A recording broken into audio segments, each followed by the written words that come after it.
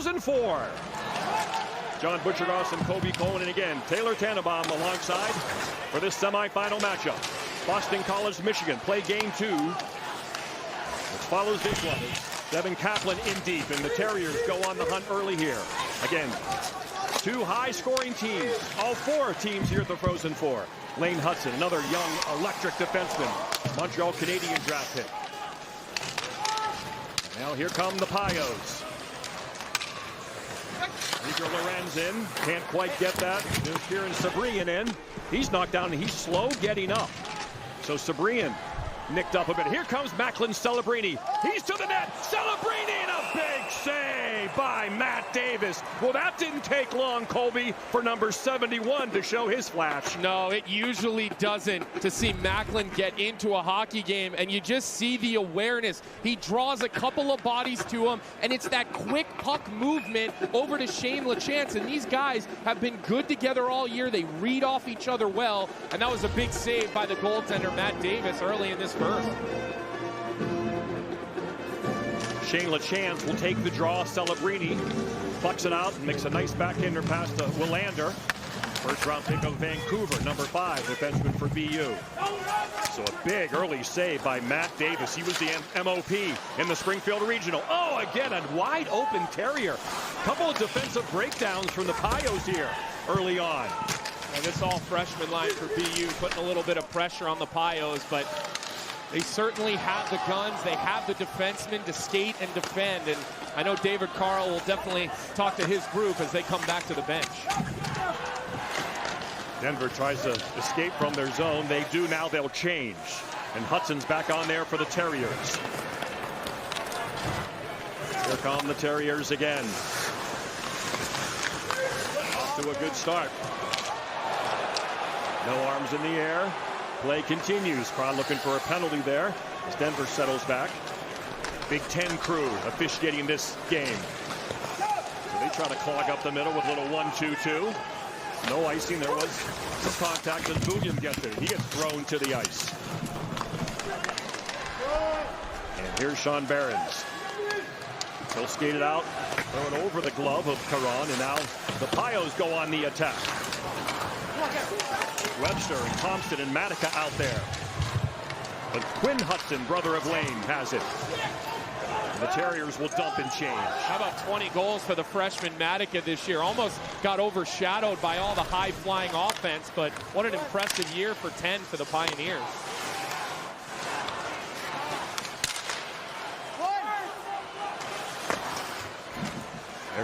There's Massimo Rizzo. We mentioned number 13 playing today after missing the last 14 games. As Taylor Tannenbaum reported, he'll start on the 4th line. Could move up if he looks and feels good to head coach David Carl. Here comes Abade. Number 10 is a fun player to watch. He can absolutely fly. Willander sends it across. Gallagher shot deflected just wide. Zabade in front. The Terriers seem to have one little extra step on the Pios in the early going. A good pace to start this game, though, Butchie. And right now you see Denver trying to slow it down in the neutral zone, getting into that 1-2-2 and really giving a little bit of room, almost tempting the Terriers to skate the puck. Dylan Peterson dumps and changes. Just one whistle so far here. Here come the Pios now. 3-on-3 hockey. Everyone else is behind. Top line out there. There's Jack Devine, number 4. Got 27 goals on the year, but he's stripped by Hudson, who clears it to center. And Boston Buckbreaker with it. Buckbreaker out there with William.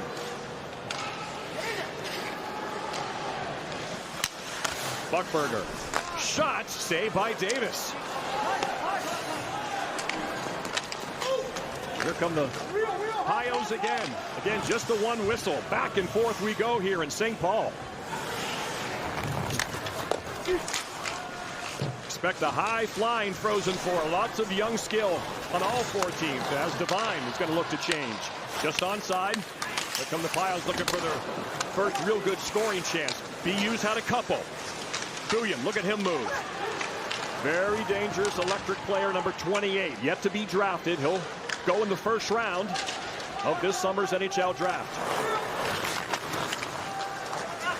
Ace McCarthy looks to skate it out. Turnover. Here come the Pios, and a good stick work there. Celebrini and Hudson are on the case. That was a good little stick check there by Lorenz on Celebrini. That's good back pressure. That's a staple of a David Carl coach team. These guys back pressure the puck hard. They're detailed, and they will make you feel it along the walls. Here comes Webster now, looking for Thompson. McCade Webster. No! Comes back out to center. No shots on goal yet for the Pioneers. Couple good chances for BU. Here's Webster. He'll throw it towards the net. Never got there. Deflected a couple of times. Big Cade Weber behind the net. Protecting, and again, the Pios retreat to the neutral zone. Again, this highest scoring team in the country, Denver, showed they could play a tight defensive game as they did in the regional.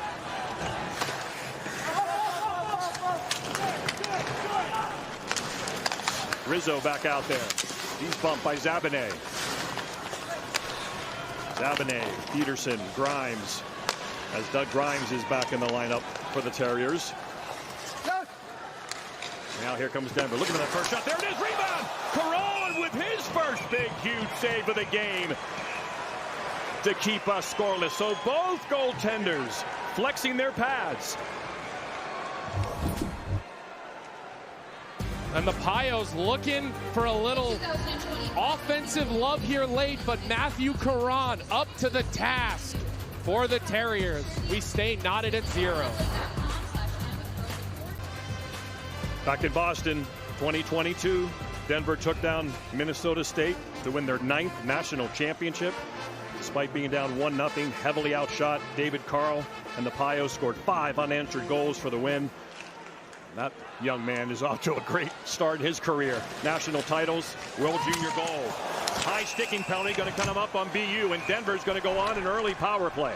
Yeah, Zabanet got the stick up as he tried to go around Boston Buckberger.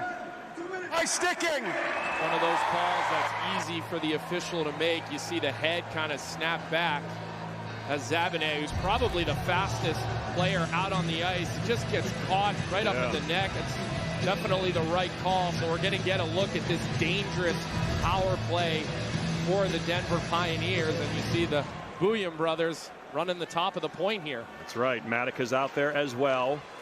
He's the shooter. Denver Pioneers, highest scoring team in the country. Bouillon. Minor penalty. Tristan Brose with that big overtime goal against UMass. He's out there, number 16. He's winding up. There's Brose, ripped it over the net. Puck was a bit on edge, and Brose couldn't quite pick that corner. Yeah, when you watch this team's power play and you watch film, they love to make seam plays. They'll go down low, they'll get a pop out right in the slot, and they execute that extremely well. Boy, look at Bouillon's skate. He can actually just glide all over that ice effortlessly. Number 28. Matica digs it out. Now they're going to work. And the Terriers, however, get the clear. Look, there's a reason they're talking about Steve Bouillon as the number, 5th, 6th overall pick in the draft this year. So we've got the presumptuous 1st overall and another top 10 pick out on this ice. This game features a lot of big-time talent.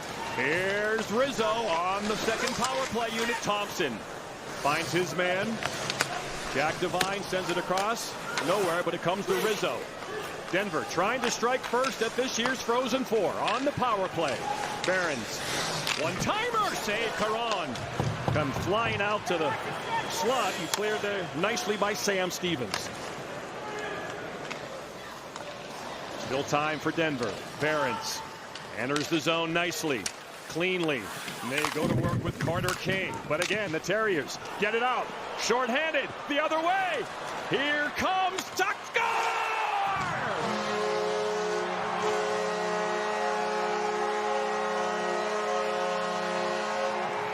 Luke Tuch, 10th of the year. And the Terriers, short-handed, open up the scoring in the 2024 Frozen Four.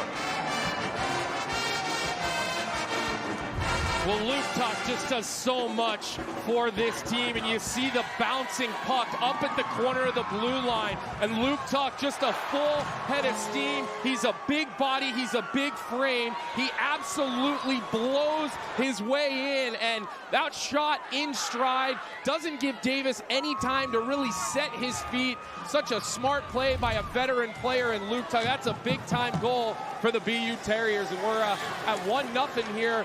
But I'll tell you what, this Denver power play, they can zip it around, so this penalty kill needs to stay on their heels. Just a couple seconds left. Zabinet's about to step on the ice. He's on. He could be a part of this rush. Zabinet out. Just one shot on the power play for Denver and one shot for BU, but BU's one in. Luke Tuch, brother Alex, went to Boston College, now plays for the Buffalo Sabres, of course. Luke, a second-round pick of the Montreal Canadiens. A big first goal for the Terriers, shorthanded. Here they go to work with Celebrini. Over the line and onside. Still a chance. Jack Harvey's his winger as well, number 12, as that puck goes into the Pioneer bench. You watch, that's Jack Devine, the forward, up at the top of the point, was one of the final 10 in the Hobie Baker race, but the key to that is Tuch never stops moving his feet. He does not give Davis an opportunity to really set his feet or set his position. It almost looks like it catches him off guard, and ever since Jay Pandolfo moved Luke Tuch back to the fourth line with Sam Stevens, that line has been very impactful for the Terriers. Give Gavin McCarthy an assist. Beautiful look at Luke Tuch elevating that puck and opening the scoring. So now the Pioneers got to go to work. The Thompson line back out there with Matica and Webster. Here come the Terriers again in those crisp home whites. Quinn Hudson. Here's Green. Shot blocked wide. Back come the Pioneers now. Karan will settle it down. There's Jay Pandolfo. It's his 6th Frozen Four. 4 as a player, 2 as a coach, and he's got some offense on this team, Colby. Yeah, you see Macklin Celebrini at the top, and then Quinn Hudson, a guy who, when you look at the last 2 seasons for Quinn Hudson, Boston University does not lose when they get that secondary scoring from guys like Quinn Hudson, guys like Ryan Green. So definitely a 2 or 3 pronged headed attack for this Terrier offense. Top line back out there for Denver. Bros wins a nice clean faceoff, but it's too far for Barons to get it. And Sean will send it back in quickly now. Sam Harris on there first. Bros tips it up in the air. Nifty play there by Weber. Here's Devine. He tried to go between the legs. Bros has his man in front, Harris. Now Harris has it. Back to Bros. Can't find it. Here comes Stevens again. On the move. Here's the goal scorer. Tuch, he's got an extra hop to his step. Puck comes across, almost connected. Will land to the defenseman. Tries to disrupt things. He does. Choke from behind. Play continues. That whole rush was stopped because of the back check from Tristan Bros. He's a 200-foot player. William now, always dangerous when he gets the puck. You can just sense something's going to happen when 28 has it. Again, yet to be drafted. The Terriers, Kaplan get it out. Here's Lane Hudson, the defenseman. Much like William, he's an electric player on the back end who can create offense from anywhere. Puck in front. The Pioneers get it out of trouble. Last time BU and Denver met in a Frozen Four, 1971 semifinals, a 4-2 BU win in Syracuse, en route to back-to-back titles. Up 1-0 here on Luke Tuch, short-handed goal. 9.5 left in the first. This will be icing on Denver.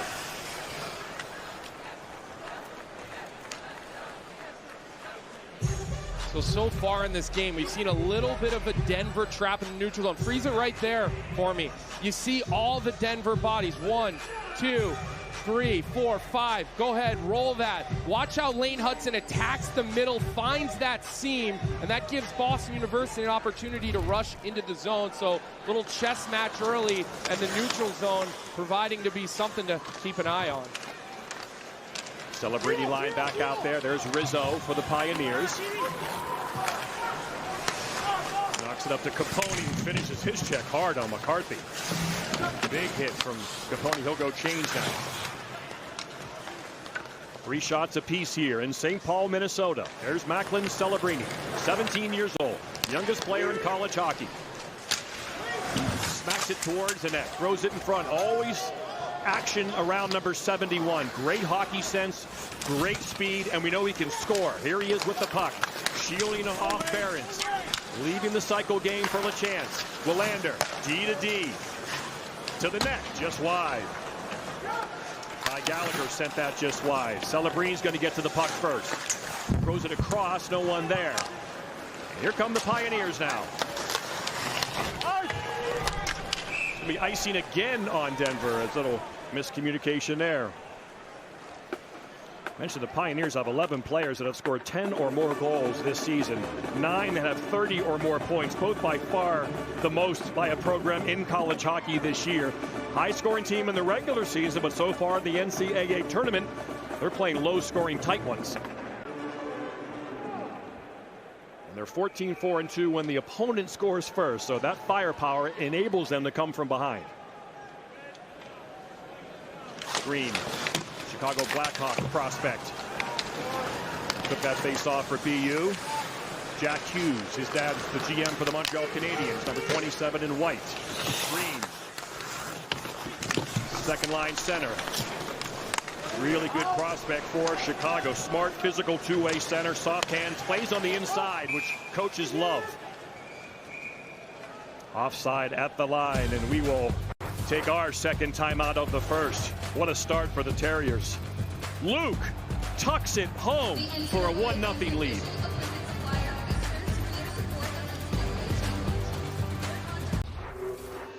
Game 2 of our doubleheader coming up. The Michigan Wolverines. That pass on Twitter for a while from Nazar. As Michigan beat Michigan State 5-2 to get here in St. Paul, and then Jack Malone in overtime. Winner, winner, chicken farm dinner on Federal Hill. And BC beats Quinnipiac. Grant Pecknold, defending national championship coaches, in attendance here for this game 1.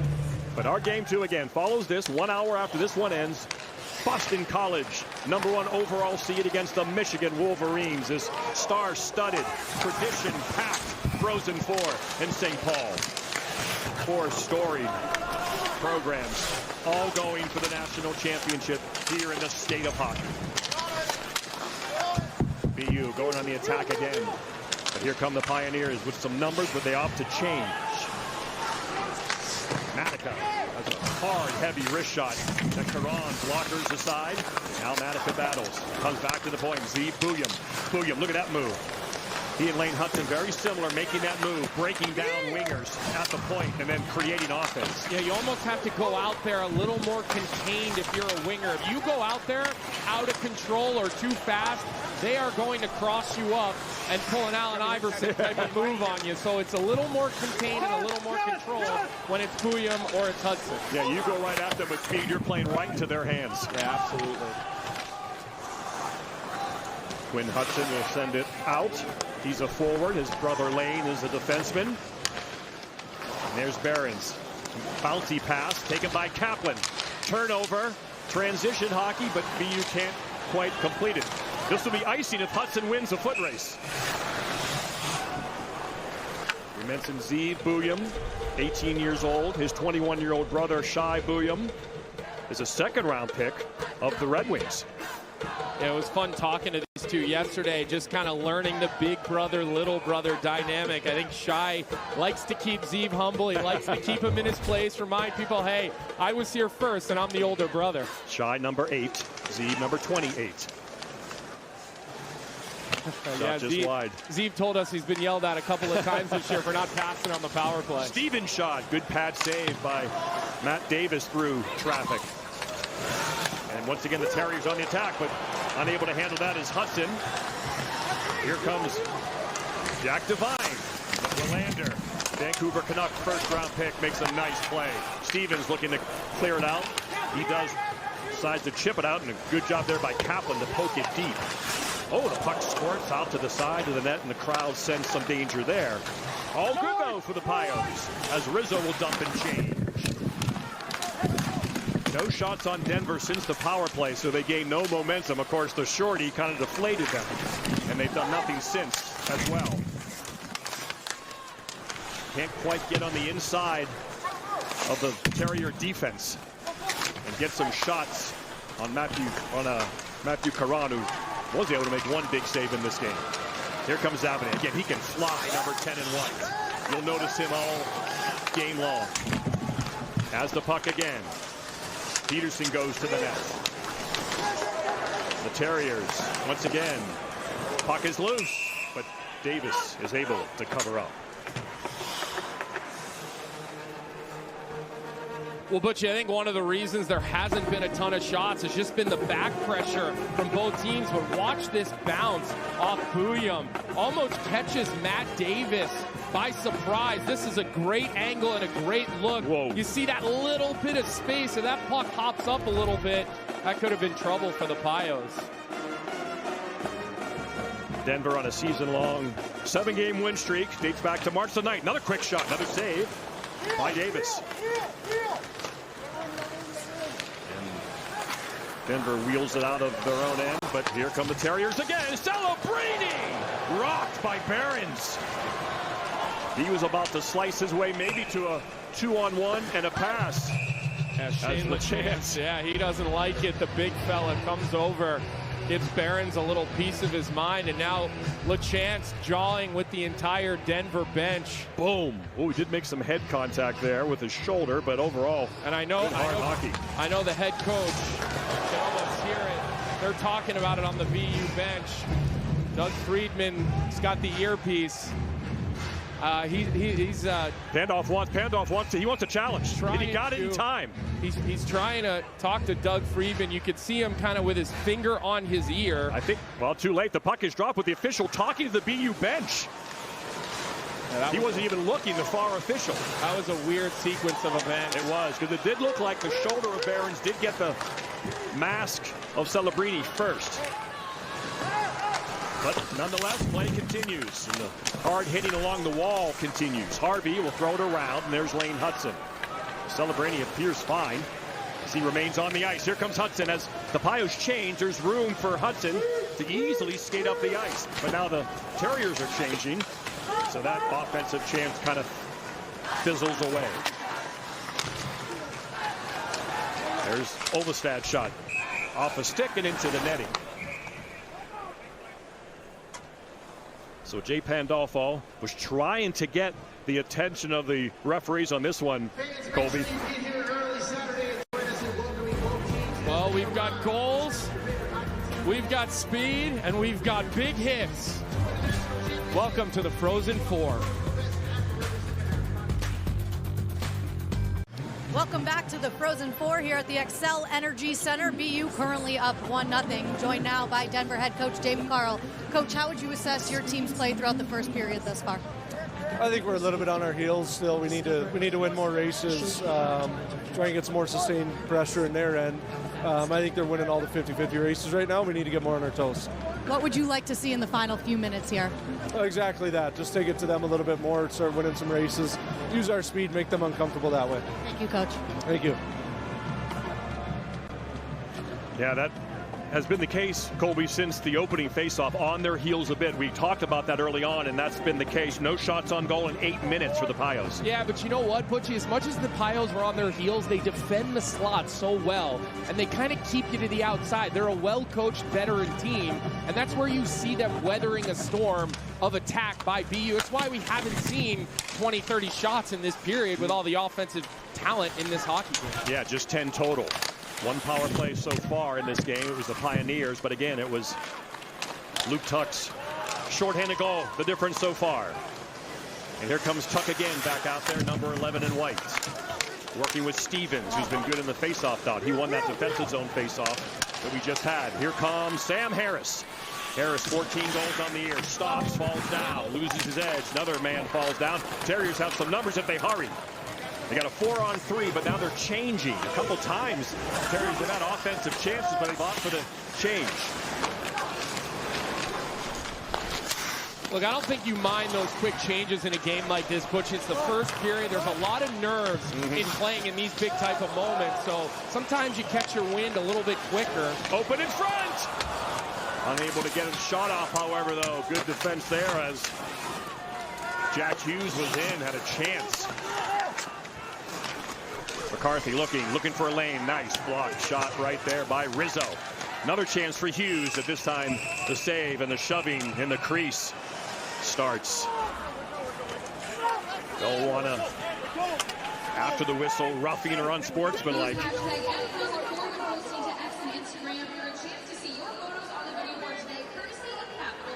You can start to see tempers flaring a little bit. More of what David Carl just talked about. The Pios not quite winning those pucks in those battles, and VU able to push a puck towards the net, and the Quinn Hudson, Ryan Green ensemble with an opportunity towards the net.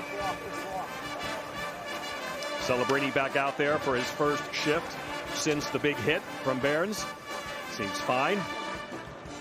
I think that's the matchup they want. I think they like Sean Behrens against Macklin Celebrini. Behrens a second-round pick by the Avs for a reason. Does a little bit of everything for this team. Lane Hudson, again, breaking down up top, much like Bouillon does, and he's able to get a shot on Davis, but the easy save by Matt, who was able to see that one. Well, and how about right now, Pandolfo getting Celebrini out with Peterson and Zabinet. He will do this at times. Doug Grimes, he'll miss the shift, and they'll slide Celebrini down to the bottom of the lineup just to get him some extra minutes. Yeah, good eyes. Little double shift on 71, as Colby mentioned, replacing Doug Grimes on the Zabinet-Peterson line. Sabrian out there to defend with Wright and Lorenz, and now they'll try to provide some offense. Lorenz got 15 goals, Wright's got 14. Again, offense up and down this Pio lineup. They just haven't been able to unleash it. Very few chances against BU. As David Carl said, he wants to win some races. Here's a race. See if they win that one. Here's the 50-50 battle. But again, it's stripped away and BU controls. Peterson looking for the short pass. Zabinet said that was played with a high stick. That was close. Yeah, not sure about that one. Yeah. It's always been my contention, Colby. They love to call the high stick, play with a high stick. You talk about this at the Frozen Four every single year. That one might have been up at the shoulder. That might have been the right call. Yeah, we'll give him that one. But when in doubt, no one around. Let the boys play. It is funny because we do talk about that year in and year out. New building, same high stick in the neutral zone. I think they want to prove to the supervisor they're focused. They're dialed for this game. Every inch matters in a play with a high stick situation. Well, they've been good this period. I think they've been a lot of good non-calls. They've let this physicality build, and that's what you want to see in a national semifinal game. These are Big Ten officials. They're used to high-skilled, high-octane hockey, so this is right up their alley. Yeah, you won't see a conference of one of the participants being officiated. DCAC crews are here if it comes off. Obviously, NCHC, Big Ten in this one, but they certainly wouldn't do a Michigan game. Nadika, good stick work by Weber. He steps up. There's Tuch again. We already know he has speed. That's why he was a second-round pick. Good size and speed from Tuch. And now the Terriers try to go to work as they change. Off the bench, Fresh Anderson. Oh, it deflects just wide. Might have caught the post as Kaplan threw it in front. As he was at the end of a shift and almost got by Davison. Might have nicked the post. Now Denver changed it again, trying to get some offense. Here they go. They're set up. William is open. Trying to pass that in front. Could not connect. And here come the Terriers now. Celebrini again. 11 minutes without a shot for the Pioneers. Just 3 in the period as we approach the 1 minute to play mark. Carter King out there now. Last minute of play in the first period. William shot wide of Caron, who saw it late. And now Celebrini will look to make a play. He gets tough. Backhanded in by Harvey. Celebrini will go change, so his first period is done. Now Denver will try to get one more look. Another good stick there by Cade Weber, number 8 in white. He's the type of guy that'll make about 100 small, subtle little stick plays throughout a game. He leads the NCAA in block shots, and that's why the Toronto Maple Leafs just traded for his rights. Quinn Hudson to Green, but a good defensive play to deny him by Behrens, who has stepped up in this period. had a good period. He's already a national champion, of course. Here comes Hudson, trying to beat the clock. 15 seconds to go. He's got Green to the net. Hudson stops. Here's Hughes. He's in alone. Shot. Never got there. Jack Hughes has had a couple of chances here late in the first. Yeah, good block by Zeev Buium just to hold his ice in front of the net. That was a big-time defensive play in the dying seconds of that first period. We'll have to remember that one as this contest moves along. So Matt Davis helps his team out in that first, keeps it 1-0. As Luke Tuch and the defense of BU, Colby, no shots on goal, last 12:42 for Denver. Yeah, you got to think BU will be happy with this period. It started right off the hop, the magic from Celebrini. There's one of the Hughes opportunities right on the doorstep, but it was just speed and straight line hockey for BU. They get the shorthanded goal by Luke Tuch, and this is the final opportunity, the block by Zeev Buium on the Hughes opportunity. So definitely a period that the Boston University Terriers are going to like. The Denver Pioneers, they'll make adjustments, and this game is far from over. DU-BU, the Terriers, after 20 minutes, lead 1-0 as they take the ice. We're seconds away from puck drop here in St. Paul, Minnesota for the second period. Welcome back in. John Butchergoss alongside Colby Cohen. We talked about before the game, the star, Macklin Celebrini, almost scored seconds into the Frozen Four. But after that, Colby, the Pioneers started to corral him. Yeah, they really tried to clog up the neutral zone. We see it year in and year out. A team that wins the neutral zone usually has their way in these Frozen Fours, but look at the structure for Denver. They're backing off. They're playing this 1-2-2 type of formation, and they want you to skate the puck. What BU does well here, short support passes, 5 and 7 feet, attack and move the puck. And then there's another example as the period moved along where Celebrini tries to handle it, drew that. That's where we saw the big hit from Behrens. Might have had a little bit of head contact, to me actually directly on the head, so probably gets away with one there. We showed Jay Pandolfo trying to challenge that play. The refs did not allow them to get to it, so probably a break there for David Carl and the Pioneers. For sure, no power plays for BU in the first period, but again, the lone goal was short-handed goal. They really were a half a step ahead, as David Carl told our Taylor Tannenbaum. They're winning the races against us, and they need to change that. Let's see if that changes early here in the second. Denver wins the opening faceoff. Behrens will dump it in, and they'll go to work as he throws it right on net, and they'll get an offensive zone faceoff. Taylor Tannenbaum with more. Spoke with Dallas Ferguson, the assistant coach for Denver. He said the message in the locker room was simple. We need to possess pucks, get into more of a possession game in the offensive zone. He said, look, BU had a great press there at the end of the first period. We need to respond, and it's not one guy, it's everyone. We have to stack some shifts. Next goal is going to be an important goal, guys. Absolutely, a huge next goal. Hudson. Number 20 out there. It's his partner, Case McCarthy. See if the Pioneers can be the quicker team this period, and they get a turnover, and now they can go to work. Look, right off the hop, you see an adjustment by Denver, not forechecking one guy, forechecking two guys, so a little more aggression from the Pios. Here come the Terriers. Good stick work as Kaplan skated and had a golden opportunity. Hudson, the defenseman, in deep for BU. Stevens comes and chops at it. Hudson still battles. Come to LaChance. Here come the Terriers again. Shot saved by Davis.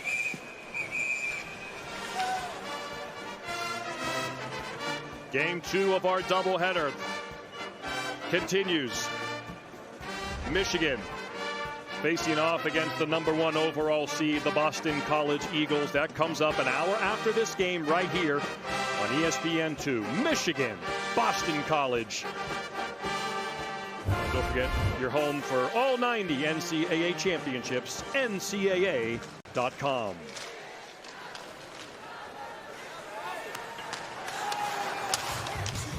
DU and BU. As Weber has it now. You can see a little more, a different forechecking situation here, Colby, so far. See if the Terriers can break out and maybe get an offensive chance out of it. Weber with Celebrini out there, number 71, the defenseman. Terriers trying to find 71. Can't quite do it there as Jack Harvey was fishing for his line mate. Remember, no hand passes anywhere in college hockey, unlike the NHL rule, which allows it in the defensive zone. For your us NHL fans watching, with speed, Celebrini rips it. Save by Davis. Another save, then bunted out of the air wide. Another save by Davis. Look at that pass by Celebrini. He tried to hook up with Shane LaChance. 3 for $1 for Macklin Celebrini, but he can't cash it. Matt Davis continues his good play. He's been a hot goaltender the last couple of months. Green gets the puck stripped from him. And here come the Pios now. Hudson lost his helmet.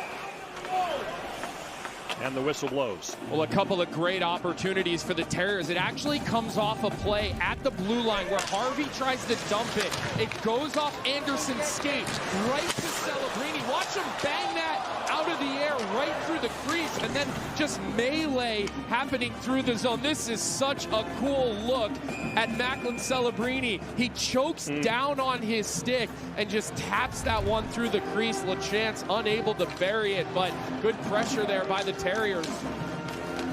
Had the last 11 shots in the game to the Terriers.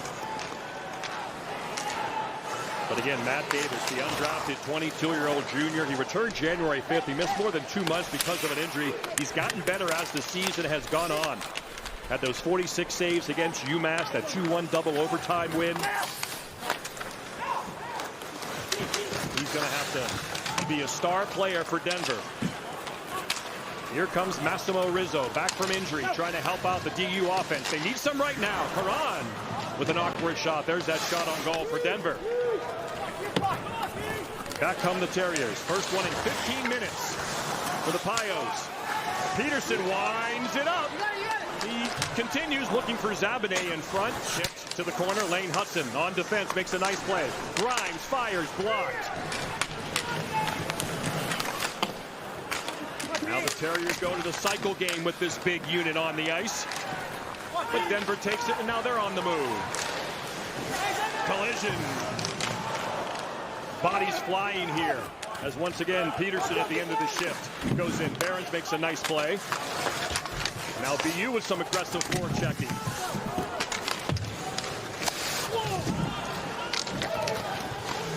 Ty Gallagher will take it from Karan. Gallagher goes to Lane Hudson. Throws it to space. Here comes Stevens. He's got Tuch on the far side. Stevens waits, backhands it. Tuch will go after it. Tuch's got a good jump to his skating today. He's getting to every loose puck. He did shorthanded and score the game's only goal. Bros with a quick wrist shot, and Karan saves it and covers it. Of course, the World Junior Tournament, one of the best exhibitions of hockey in the world, and the Terriers, they were well represented in multiple countries. Hudson for the gold medal winning USA squad, Willander, the host Sweden, and of course Celebrini as well. Yeah, and of course the head coach of that team, none other than David Carl. Yes. One of the bright young minds of the sport of hockey. You got to think with all the success, the NHL might come knocking for David Carl. Certainly impressive guy to talk to. Here comes Weber, the defenseman, makes a nice move. Game 2 will be more players from that World Junior gold medal USA team.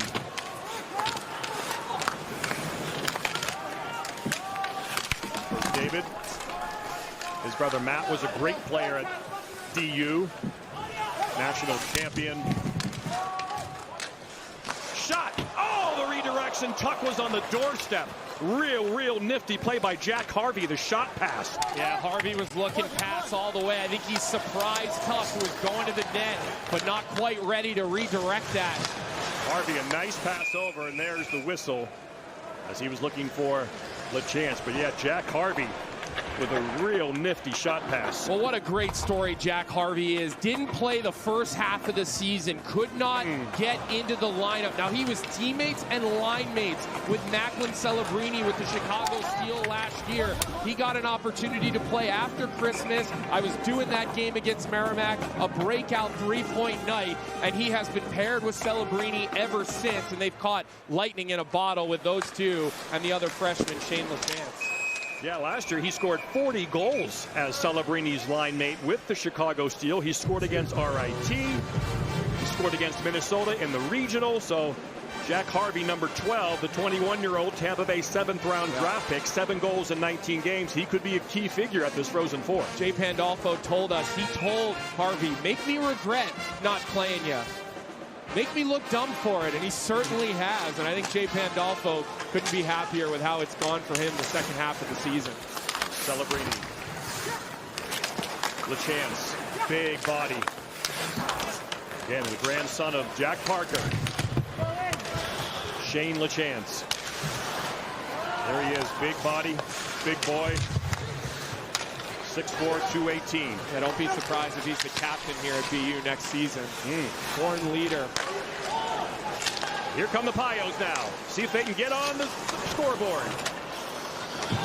Puck comes out and retrieved by Jared Wright. LA Kings 6th-round pick. Here comes Celebrini, almost found his way through. Davis handling. Celebrini approaches him. Davis gets it away. And now Behrens will start behind his own cage with Celebrini and Hudson looking at him eyeball to eyeball. Lane Hudson got to wait for his brother to get onside. And the Terriers have it again. Here they come, Hudson. Over to Hughes, quick shot off the stick. And into the netting as McCade Webster. Tension begins to rise here in the second period. It's win or go home time. National semifinal game number 1. BU and DU. On this date, 2009, rallying from a 3-1 deficit with a minute to go. They tied it. And then in overtime, Colby Cohen scores the game winner. You saw that little guy with the red hat? That was him, Shane LaChance, now 6'4", 218, Colby. Yeah, I told him he certainly has come a long way since being that 4- and 5-year-old kid running around the locker room terrorizing us and stealing our rolls of tape. So it's certainly fun to see him grow into the young man that he has. And obviously, Jack Parker's grandson, Scott LaChance's son. Nice. It's a great picture of us at a practice about 16 years ago. Really good stuff. And of course, the losing coach on that night in 2009 in Washington, D.C., Rico Blasi. I just saw Rico after the first. He came over and said hi. And he, of course, coaches up here in St. Paul now for the Tommies. St. Thomas, an up-and-coming program. Yeah, they're getting a beautiful new rink next year. Their program is finally going to get scholarships. That program is coming, and they are going to be big time here in the state of Minnesota. Fortunately, they can't play in the NCAA tournament yet because the school elevating to D1 athletics. You have to go through a period where you're not even eligible for the tournament, which is a big bummer. But yeah, that will be a program on the rise in the CCHA. Yeah. Rico's a phenomenal coach. It's only a matter of time. Turnover. Here come the Terriers now. Hughes tried to throw it in front. Couldn't. And Green has it. Here comes Ryan Green, the 20-year-old, 2nd-round pick of the Blackhawks. He'll change. And again, this methodical defensive game, not quite what we thought we'd have. Now here comes Celebrini, just onside. Celebrini out with this 3rd line again. More double shifting for 71. Don't normally have these 3 full timeouts in college hockey. That's a luxury to shorten your bench for these college hockey coaches. They don't normally have this in the regular season. And as the tournament goes, they get more and more rest for their top players. Celebrini can't control, now he'll go after it. Look at his acceleration. He battles as well with his stick. But here come the Pios on the move. Rizzo with Capone looking, trying to make a move. Here he goes. Still has it. Rizzo reverse, looks to make the pass to Bouillon. That's the kind of stuff they're looking for. It's a good stick there by Celebrini. You see the defensive awareness for 71. He's not an all-offensive style player. His game, incredibly mature, incredibly complete for this BU team. That's a big mental mistake from Dylan Peterson. He did not get the red line. And so that's icy.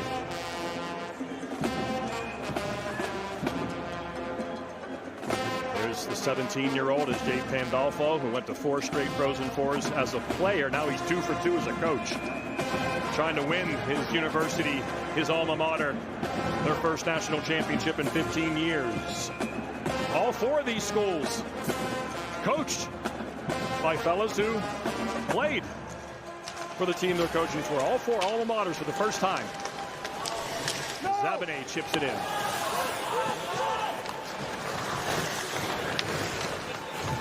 Denver's got to get to work. Only 5 shots on goal. Jack Devine is the guy who can do it. They just look stuck in a little bit of quicksand. This Denver team, much faster than they've shown in this hockey game. I don't know if it's nerves. I don't know if they're tired, but right now, as David Carl said, just getting beat to a lot of loose pucks. Yeah, and Rizzo has been elevated, Colby. He's on that top line now, trying to change things up. So Rizzo brought up to play with Tristan Brose and Jack Devine on that shift. We saw him create some offense, and maybe he can be the difference maker, a spark, as Brose has it. Bothered from behind. Stevens has played a good defensive game for BU number 25. He's a big, heavy centerman. Look, Danny Briere of the Philadelphia Flyers knew what he was doing when he traded for Rizzo. People were wondering. He's a dynamic player when he's healthy. He put up massive numbers the first half of the year. Here comes Tuch again. Rips it off the shoulder of Davis. Rims around the glass. Comes all the way to center ice where the Terriers have it again. Celebrini back out there now with his top line. Harvey. And LaChance. Celebrini's going to battle Billiam here. Look at this, one-on-one. Couple guys going to get drafted this summer. Meeting. Certainly David Carr would like to have Billiam out there when Celebrini's on the ice. A couple of elite skaters. Celebrini chips it off the wall, but a good job to keep it in there by Rieger Lorenz. And now Denver gets the turnover, going to work offensively, trying to create some shots. There's one. Whistled wide and into the netting. I think I got the arm of Karan. He didn't really see it. You're 100% right. That caught the jersey in the arm of Karan's sweater on the far side.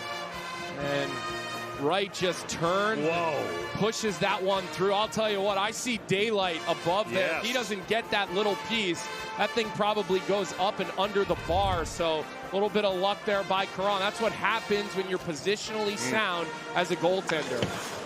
So Denver now slowly getting more chances.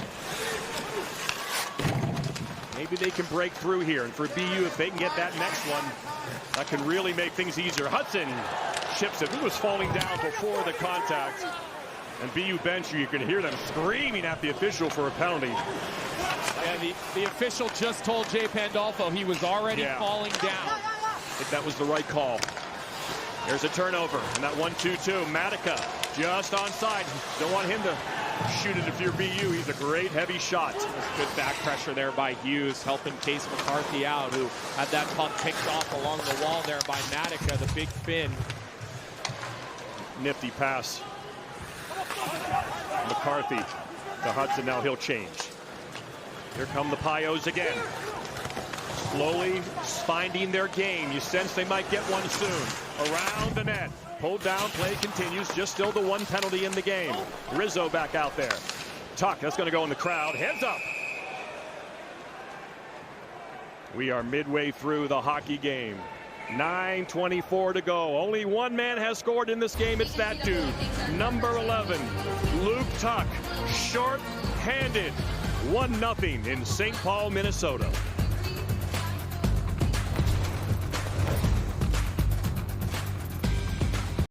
Welcome back to the Frozen Four here at the Xcel Energy Center, joined now by BU head coach Jay Pandolfo. Coach, we talked yesterday about managing the game. How do you feel like your team has managed the game so far at the midway point? Yeah, I feel like we're doing a really good job.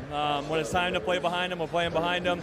We're working above them. When we have time to make plays, we're making plays. So right now, I like the pace of our game. I like the way we're playing. What more can be done to get Macklin Celebrini going? Yeah, he's playing great. He's playing great defensively. He's a target out there, so they're playing him hard, and he'll find his way. Appreciate it, Coach. Thank you. Top line back out there for Denver. And they have it. Bros, he can shoot over the net. He won the double overtime game against UMass with a shot just about in that same area. Yeah, he did a nice job there dragging that around Willander's stick to get that through. That's pretty crafty in tight space. Sam Harris back out here with the top line. So Rizzo had that one shift. We'll see how David Carl manages him. Weber hesitates, pinches late, and here comes Harris. He has it, but now he loses it, and BU gets it out of danger. Here's Kaplan, 1-on-2, kicks it ahead, trying to fish it out, drops his stick, takes the man to the boards, and it gets chopped. He pushes from behind. I don't think there's going to be any penalties here. I don't think the officials saw the chop. I don't think he saw the shove. No, the officials just said nothing, nothing. They skated over. He gave him a little flick of the wrist. These guys are determined to let the players play. Let them play 5-on-5, and you get a little idea of what they're talking about here. There's the chop from Buckberger, and then the shove by Kaplan. Watch out for that blade. That's just a stronger man pushing another man over. I think that's all that was. Devin Kaplan, a pretty strong player.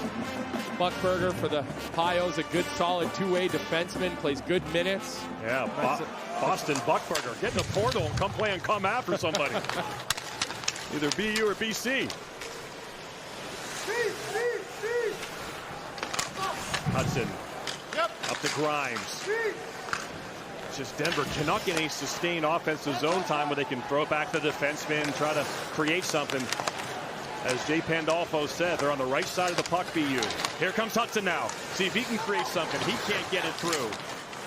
But the Terriers have it now. Fired from the point, and another save by Davis. Hard slap shot from Case McCarthy from the point. He got all of that one. The Devils' 4th-round pick. Yeah, I like when players are able to one-time pucks to the net. Doesn't give the opportunity to the D to get ready. Let's talk a little bit about Macklin Celebrini. Jay Pandolfo referenced how good his defensive game has been when he talked to Taylor Tannenbaum a couple of minutes ago, but he's not without the opportunities to put pucks to the net, look for good scoring opportunities. His resume speaks for itself this season. He could win the Hobey Baker tomorrow. We'll find out. Another hard hit. Excellent job as Connor Capone's been thrown around his weight all game. Long redirection. Nifty try by Harvey off the pass from LaChance, but Davis is there again. Matt Davis is keeping Denver in this game. That's a good hit there by Celebrini. LaChance has space. Here he comes. Fires. Save again by Davis. LaChance was running out of gas as he came down that left wing. Didn't get a lot on that shot. Well, look, Jay Pandolfo just referenced this to Taylor. He said, I like the way he's defending. He'll find himself space. How about the little redemption on Sean Barron's, the hit? And this leads the other way for Shane LaChance, who's looking to beat Matt Davis under the arm. But another save by Matt Davis. He has undoubtedly been the best DU Pioneer so far through this hockey game. He's done a phenomenal job for his team. Face off one back to Weber. Throws it around the net towards LaChance. Celebrini's there as well. There's Shane LaChance using that big body. Chops it to Celebrini. Shot blocked. Never got there. He'll try to chase it down. Can't. Now back on the defensive end. As the Pioneers again try to attack here. White, good job showing off his speed. And now they're set up finally. Shot from the point. Just wide. That's what they need more of. Win the battles. Get it back to the point. Get pucks towards the net. You never know. There it goes again. That one is deflected wide. One of the better shifts here by the Pioneers. Trying to get on the board at the 2024 Frozen Four. Cycling behind the net continues. Right. Sabrian. Lorenz. This has been the best shift of the game for them. Booyam looking. Chops it across. Shot. Redirected. Caron is now there with the save. As the Terriers say, get away from my tender. Well, Butchie, you mentioned the best shift of the game for the Pioneers. And look, it is sustained offensive zone pressure, but a lot of it, if you look where it is, it's happening around the perimeter of the ice. The Pios, a team that likes to play through the middle. They like the seam passes, just unable to break through the middle of the ice. And Matthew Caron gets across, a nice little tip right on top of the crease there by Wright. And he's able to smother that one, but certainly a shift the Pioneers can build off of. See if they can continue that momentum. There's Rizzo. Gets it to the point. To William. Tries to throw it behind the net. Almost a turnover there. BU would have had numbers. Oh, the pass is behind, and Tuch will skid after it. Boy, Tuch showing a strong skating stride. Brother, a great, powerful skater for the Buffalo Sabres, who played college hockey, of course, at BC. And here's Luke at BU. Yeah, Alex Tuch, one of the premier power forwards in the entire NHL. And you see a little bit of that in the way that Luke is playing in this hockey game. He looks like he's ready for professional hockey with that stride. That shorthanded goal, he won that foot race. And here he goes again now. Could be a 3-on-2 if they hurry. Here comes Tuch. Onside. To the net. Wide. Kaplan battling. He can't hold on to it. Now here come the Pioneers, but Jack Devine doesn't have much help. 1-on-3, and Lane Hudson has it after Stevens had the good back pressure. Number 27, Jack Hughes battling. BU would love to get a power play. They haven't had one yet. Oh, the one-timer teed up just a little bit late. That actually tipped off Lane Hudson's stick. He just deflected that just enough so that thing wouldn't sit flat, and the Pioneers unable to connect on that little one-time play in the slot. Yeah, Mikko Matica looking for his 21st goal of the year. He has the puck back. Matica, nice play. Spins away, goes to Aiden Thompson. Thompson, Chicago Blackhawk third-rounder. Slippery player, but good play by Quinn Hudson to read the play. He'll try to chop it deep, can't do it. Here's Matica still out there towards the end of his shift. Beautiful pass. Here comes William. Pass in front. Can't get it. One-timer just goes wide. Willander blocked that. Bushy gets across. Now he's hobbling. 5 in white in front of the net. He's hobbled up. Took that off the foot. Denver's starting to cook. They get the turnover.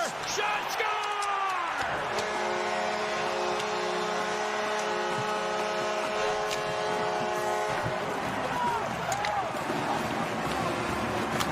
You could see it coming.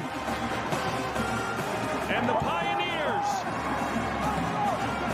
even this game at 1.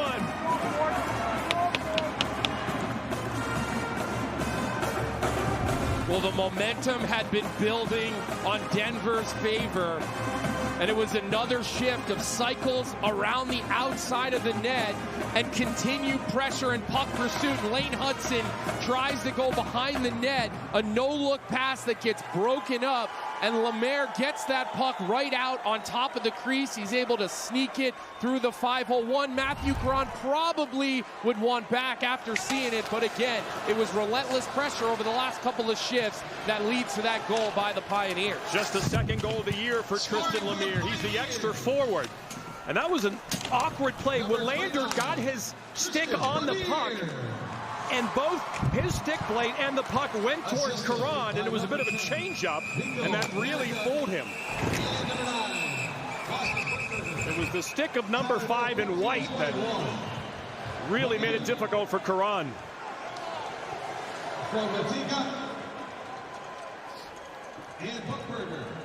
But you could sense it coming. They were starting to cook offensively, and at long last, Tristan Lemaire puts the Pios on the board and evens the score at 1.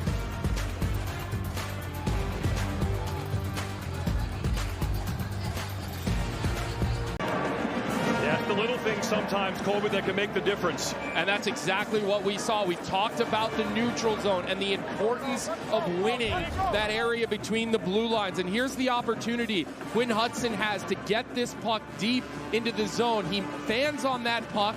He's not thorough. He doesn't get that thing deep. And what does that do? That starts the transition. 2 Terrier forwards end up getting beat. That's the block shot by Willander. So he's basically on 1 foot the rest of that opportunity. So details this time of year. Big save, Caron. Can certainly come back to bite you. Yeah, right. And also, Colby, when he didn't get that puck in, the D pair couldn't change here in the second period. They were a little tired, and maybe that's why Hudson had that turnover. Now Caron has some more pressure on him. And here's that turnover, Colby. He couldn't get off the ice when his brother didn't get the puck in deep. Yeah, he's just thinking that Willander's behind the net. He puts it right on Matika's stick, and it's on and off into Lemire. You mentioned the 13th forward who got bumped when Massimo Rizzo re-entered this game, as Taylor told us off the hop. And both of those players have made an impact for the Pios.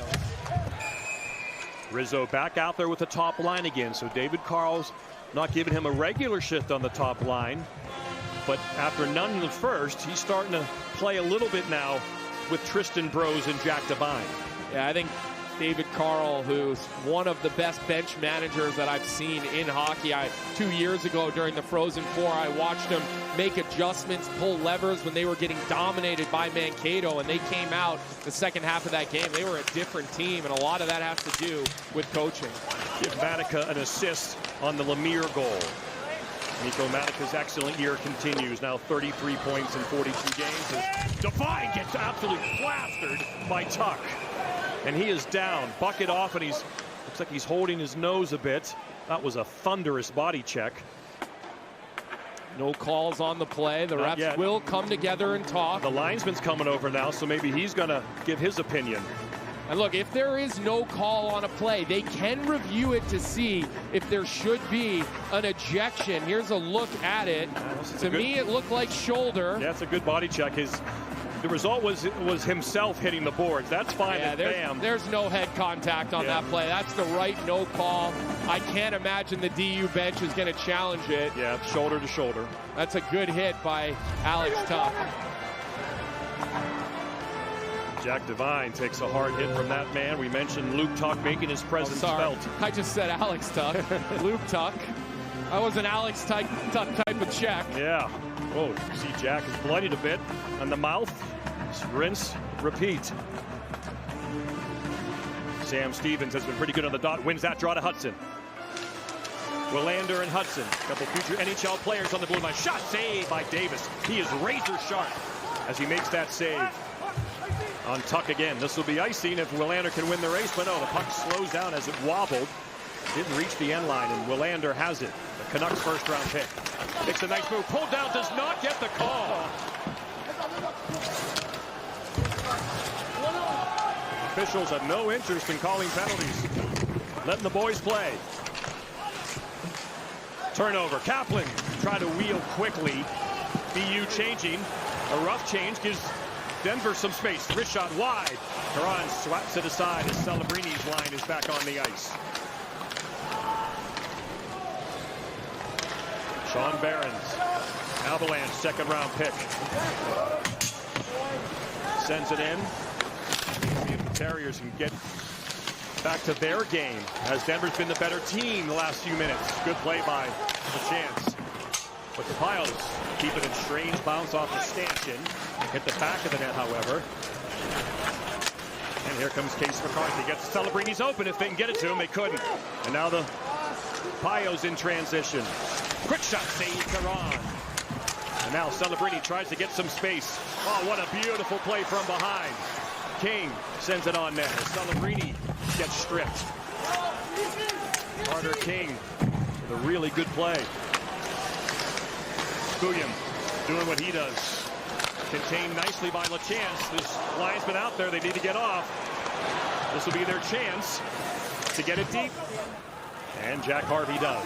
1-1 under 2 minutes to go in the second. Davis, the long stretch pass up.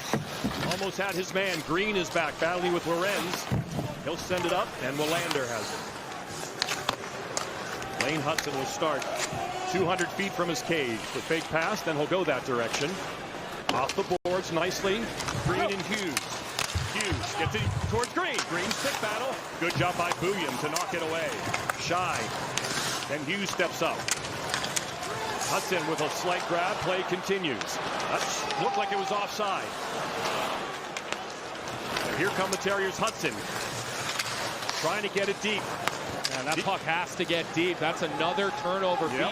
BU, 3 or 4 turnovers in the neutral zone. You're playing with fire against a team like Denver if you continue to feed their transition.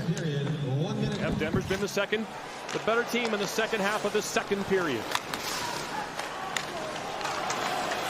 Here's Brose. Booyam wide of the net. He's always looking to make a pass.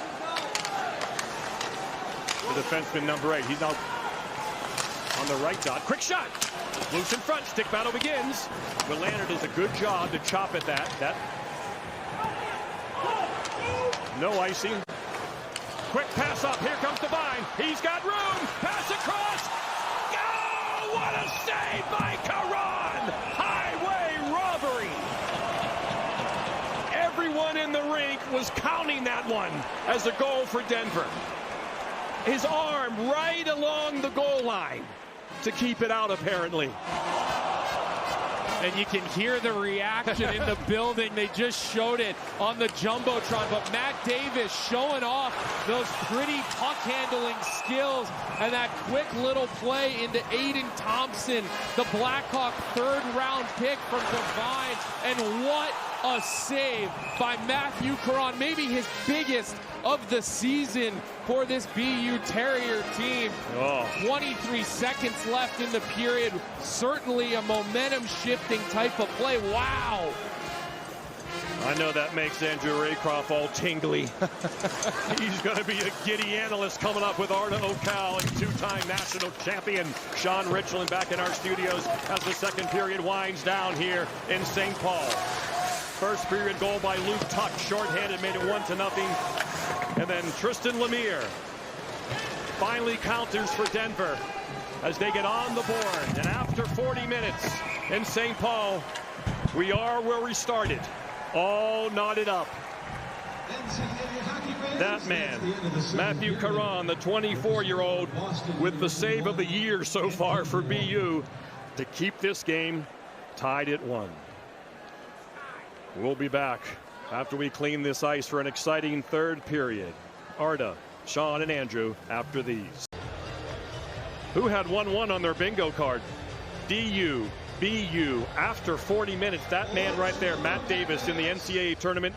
92 shots, 89 saves. And Matthew Caron also in net for BU. Both of these goaltenders have made stellar saves to keep us where we are, Colby Cohen. And it hasn't just been the stellar saves, Butchie, it's the timeliness of the saves. We're talking to start periods against Macklin Celebrini. We're talking about big saves at the end of periods for Matt Davis. And it was a lot of chances going both ways, especially the second half of that second frame in this national semifinal, but none bigger than that one right at the end on Aiden Thompson, the Blackhawk draft pick, probably the biggest save of the year for Matthew Caron. But Matt Davis as well across the way. We've got a goalie duel, Butchie, like you said. Who would have had 1-1 on the bingo card? But you've got two of the three highest scoring teams in the country featured in this hockey game. Davis against Cornell, 24 of 25. Against UMass, 46 of 47. And today, 19 of 20. Again, that's 89 saves on 92 shots for that man right there, Matt Davis. At the other end, the pressure builds on Matthew Caron. Seasons are on the line. 20 minutes away from the national title game. Someone's going to be a hero. Someone's going to score a goal they remember for the rest of their life. And here comes BU quickly. Early in the third, slap towards Davis, collides, and he makes the save and holds on as big Sam Stevens comes thundering to the crease.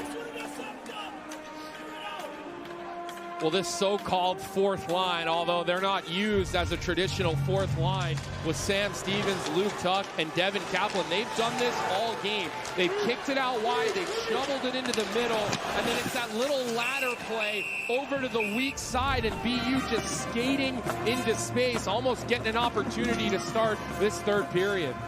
Barons has to deal with this big, heavy line out there. But BU, here comes the Pioneers now.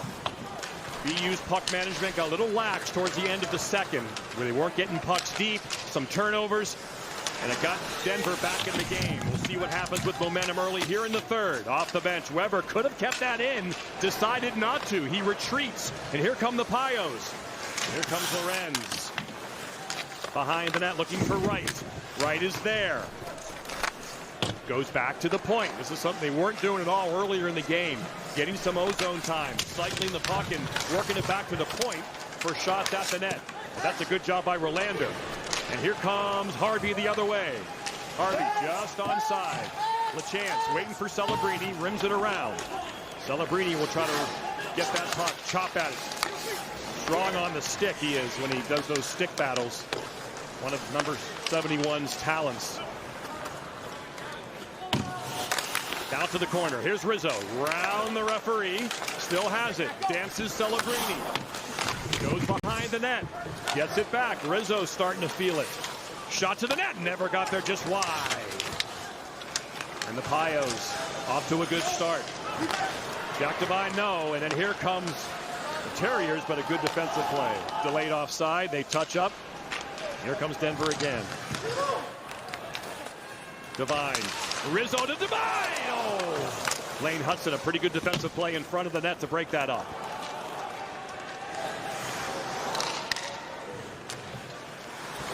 John Butchergross, Colby Cohen, Taylor Tannenbaum here at the 2024 Frozen Four. That's icing. Taylor, what do you have? On talking to BU Associate Head Coach Joe Pereira at intermission, he said, we just got away from our game. We need to start dictate again, much like we did in that first period. He said, look, the seniors are driving the bus, but we have some skill guys that are talented, some young ones that need to step up. Pereira added, look, it's the Frozen Four. Denver wants to win it too. They threw a punch. We got to punch back right now in the third. Joe Pereira, one of the best recruiters in the country. One of my former roommates. Yeah. Turnover. Chopped that. Stepped on the puck and falling. Unable to get a shot off was Jack Hughes. Webster takes a hard hit from McCarthy. Aiden Thompson, McCade Webster, Nico Matica out there now. This line is dangerous. Matica's had a strong game. He's battling right now with the puck. Back to the point. Here's Webster. Goes to Matica. Here's Bouillon down low. See Bouillon. Turnover. Here comes BU. They got numbers. 3-on-2 if they hurry. Here's Green. Green goes around Bouillon. Green back, but it goes nowhere. Incomplete pass, and here come the Pioneers. There's a penalty. Second one of the day. Tripping's going to be the call, and the Pioneers are going to go on the power play with a chance to take the lead. Yeah, at this juncture of the game, you've got to be careful. Boston University penalty number 5. 2 minutes, tripping. You've got to keep your stick out of those opportunities and can't give the officials an opportunity to make one of those easy calls. Tom Willander, the first-round pick of the Vancouver Canucks. He's had a phenomenal freshman season. His stick just gets caught up in the feet. We're going to get a look at this power play, and Massimo Rizzo, the guy we were not sure if we would see today, he will start on the point with Sean Behrens. Face-off on net. Caron makes the save. Battle behind the net. Pioneers have numbers. Behrens at the left point. Sends it across. Here come the Pioneers trying to take the lead. Sean Behrens again walking the line methodically, looking for a lane. Waiting. So he sees an open stick, and that pass goes begging as he thought Jack Devine was at the point. Zabinet out there now. Number 10, mention how well he skates. Thompson sends it across. There's Zabinet with that stick. King can't get it. Behrens in front. Thompson, but a good body position and clear by Peterson. New unit on for the Pioneers. This Pioneer team basically has 2 first units. David Carl likes to roll out the unit that seems to be going better, gives them both a lot of opportunity. Number 7, Aiden Thompson's an excellent skater, showing off his acceleration and speed. He'll change now. And fresh skater coming on. It's Bouillon, the defenseman. Shot deflected wide.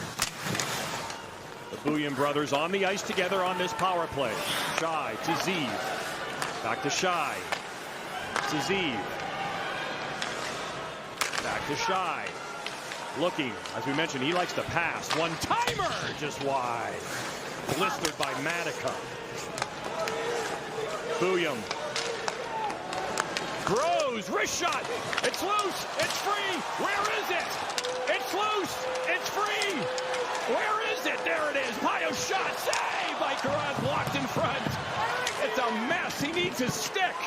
Still can't pick it up. Thrown in front. Has his stick back. Penalty over. Sticks go flying. Helicopter through the neutral zone. That was Willanders. Oh, and a big hit almost by McCarthy. So BU kills another Pio. That's a hand pass from Celebrini. The faceoff will stay in the BU zone.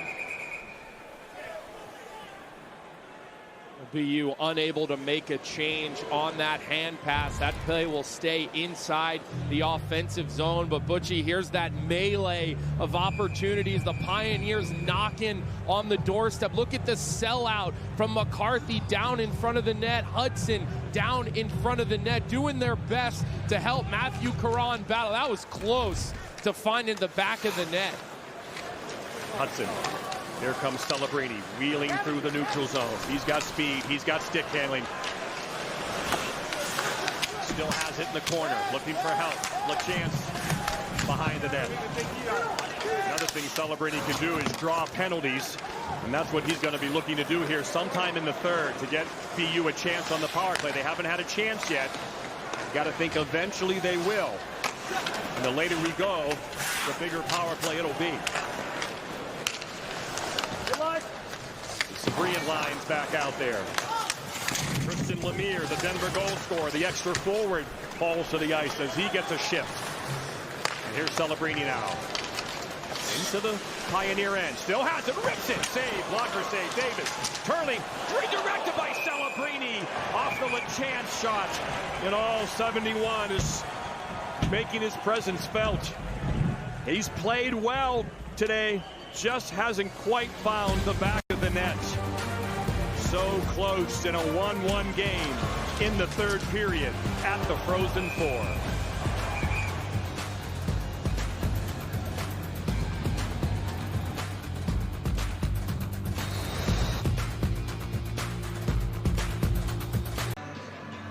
Connor Joyce of the BC Eagles grew up in nearby Dedham outside of Boston. I'm sure there's folks in Dedham watching ESPN2 right now. Boston College, Michigan. They will play the winner of Boston University and Denver Saturday in the championship game. They wait to see who they'll possibly play between BU and DU. John Butcher-Gross and Colby Cohen here in St. Paul. Butchie, I'm going to go out on a limb here and say I don't think that late game's going to be 1-1. All right. With 13 minutes left to go in the third period. We'll hold you to it. I'm confident of that. Every face-off a big one. Ryan Green wins it. BU trying to get pucks towards the net and try to beat Matt Davis, who's having an outstanding NCAA tournament. And here they come with numbers. The Pioneers. Good stick by Willander, the freshman. As Lane Hudson has it. Chips it to space, and here's the speed of Zabine. Goes to Green. Peterson back in front. Green. Oh, he flipped it over the net as it went on edge. That was another good chance by the Terriers. They've had multiple chances. If they don't win this game, Colby, they'll be upset that they just had their chances and didn't finish. Yeah, especially early in that first period, they had a number of good opportunities. But right now, you just got to think the Terriers got to bear down around the net. They've had an opportunity to get through that trap in the neutral zone, or that 1-2-2 is probably the right terminology for it. You see Ryan Green just tries to hit the mask. That one up. I think that hit the mask of Matt Davis on the right side of his head, because I'm thinking there's no way you miss a shot like that. And that last low angle shot, I think it grazed his helmet, and that's how close perhaps Green came to giving BU the lead. We saw the Karan arm save in the second period. William rips it around. Tuch is there, the reverse hit along the wall. Turnover, shot just wide. Another pizza delivered by the Terriers. Look out, crowd. Another souvenir here in St. Paul. Here's that last chance, Colby. What do you think? Let me know if you think it hit the bucket of Matt Davis. Well, the way things have gone for him, he certainly seems to get himself in the right position. I do not think that one grazed him at all, though he kind of flinched towards it like it might have, but I think that one just sailed up and over the net. The tower was buzzed, but there was no contact.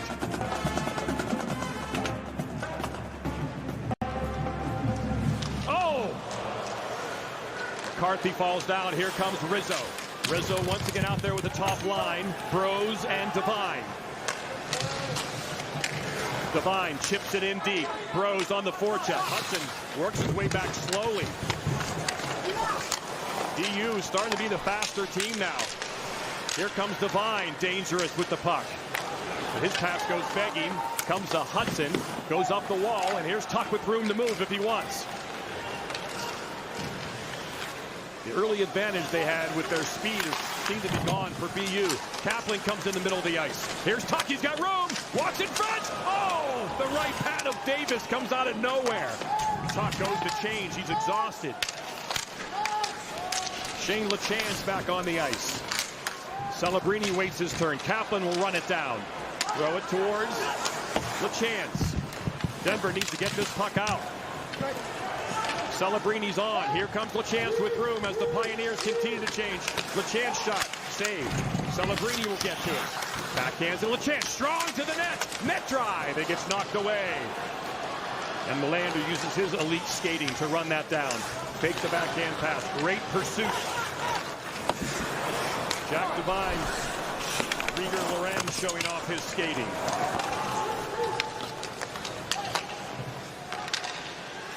Game is so tight, you almost get the sense there's an overtime. Oh, there's a shot from behind, nothing called. Play continues. Now another penalty on BU. BU coaches on the bench saying, what is going on? How come we're not getting calls?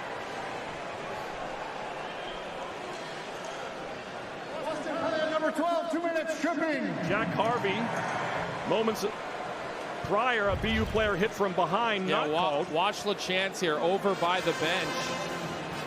Ooh, awkward. Little nudge.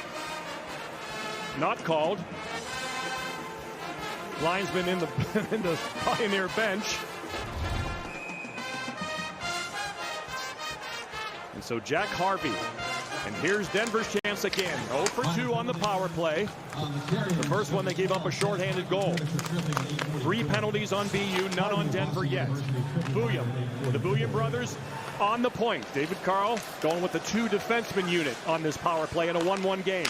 Shot Matica, good stick work by Green to bother him. Big moment here for the Pioneers. They've been Frozen Four participants a lot lately. They've been winning these kinds of games lately. Green pulls down a man, nothing called. And Green, weird bounce off the stanchion, but fortunately for BU, it comes right to Sam Stevens.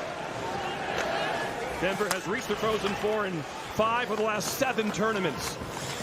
Won it last in 2022 in Boston. Here comes Bouillon with speed around the net. Rizzo waiting for it. Bouillon still has it. Lots of room. Wide open on the far side. Can't find him. Bouillon. Shot. Save Caron on Rizzo. You can see the confidence building for Massimo Rizzo. He has not played since February. They eased him back into this hockey game. He started on the 4th line. He got bumped up to the top. You're seeing him more and more on the power play, and he is not afraid to be a trigger man down those half walls. You see 126 career points, leads the entire Frozen Four in players in career points, and there are some incredibly talented players here at the Frozen Four. Thompson's been a dangerous player, number 7 for Denver. Maybe he's the one that's going to do something here. Carter King won that faceoff to get this control. Bouillon. Here's Thompson. He's been electric today, number 7. Jack Devine along the goal line, now up towards the point, loses control, gets it back. BU very passive on this PK. Have to flex high into the netting with 24 seconds left on the penalty on Jack Harvey. Yeah, I don't know if that hit Weber or Stevens, but a good stick. Look at the discipline of the BU penalty kill. That is a perfect diamond. You've got players that can rotate out to the flanks. Ryan Green doing a great job mirroring the top of the power play, and you just see the white sweaters really leaving that Denver power play around the outside and sticking to their structure with good sticks, taking away those seam plays that the Pioneers like to run. Jay Pandolfo, a great penalty killer in his career. needs a one from his unit here. They have 15 seconds to go. Devine is begging for the puck. He gets it. Working around Tuch. Devine still with it. Nice play to Rizzo. Penalty about to end, but William has a chance. One-timer. Blocked in front. It's free. Save. Oh, another arm save by Caron.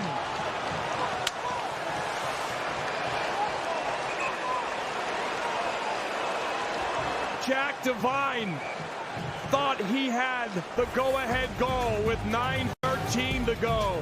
But Matthew Caron again finds the puck and makes the save to keep the game tied.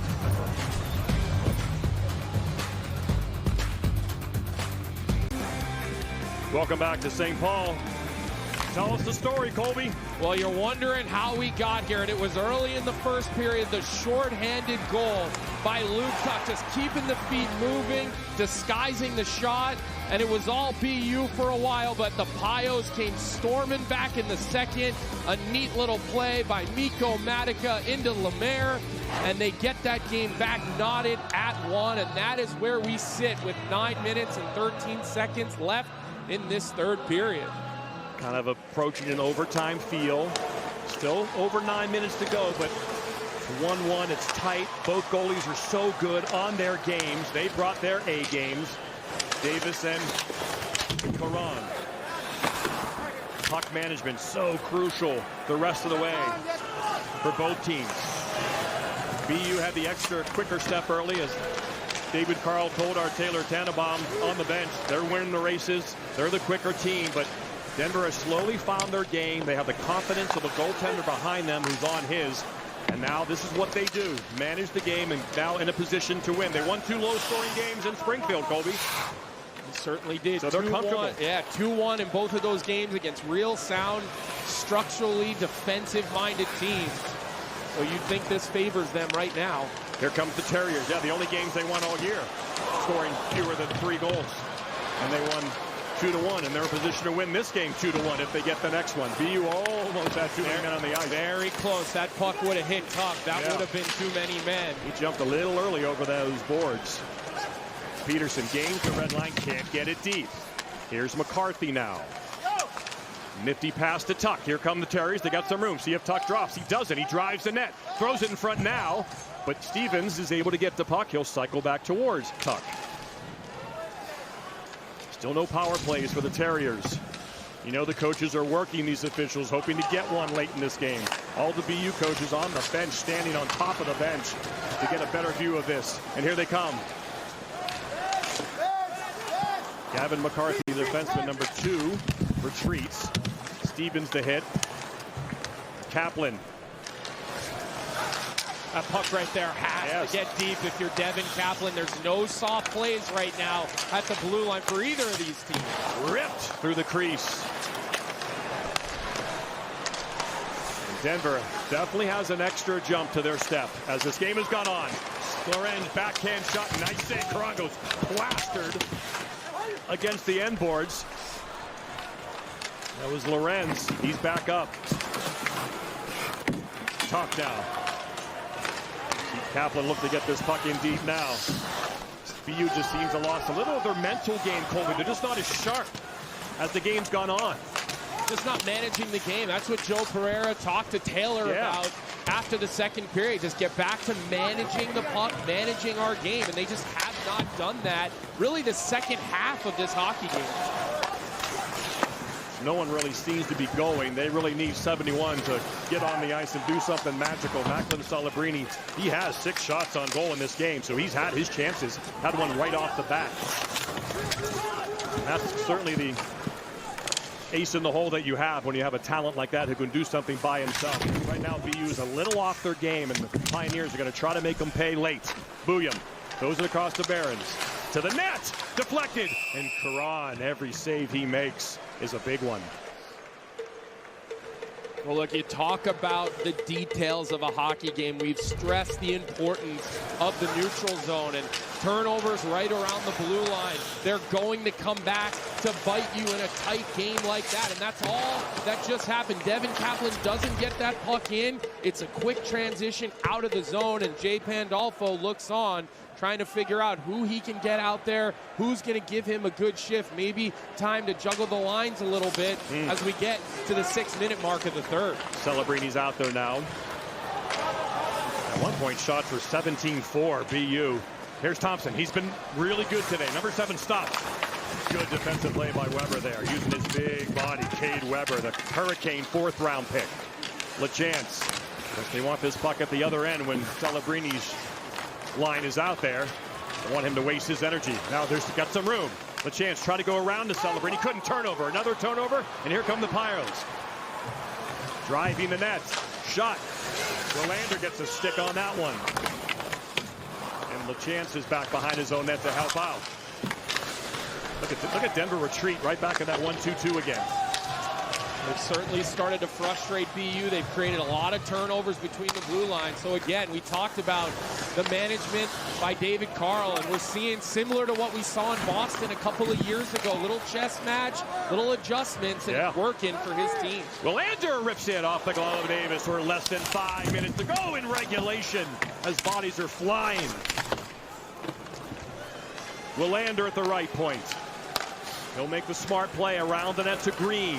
He can make things happen. You heard the wheel to get that puck north and get going. Don't play with it.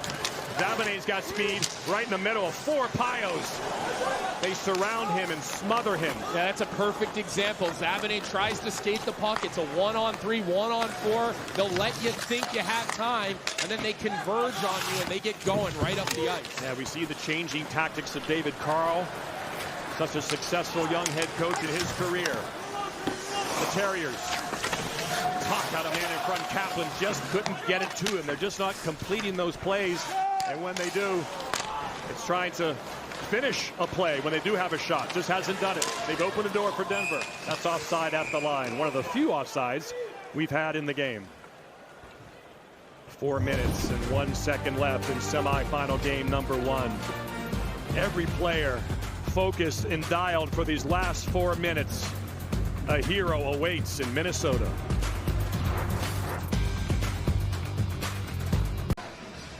Boston College watching ESPN2 right now. They await. They don't know when they're going to play.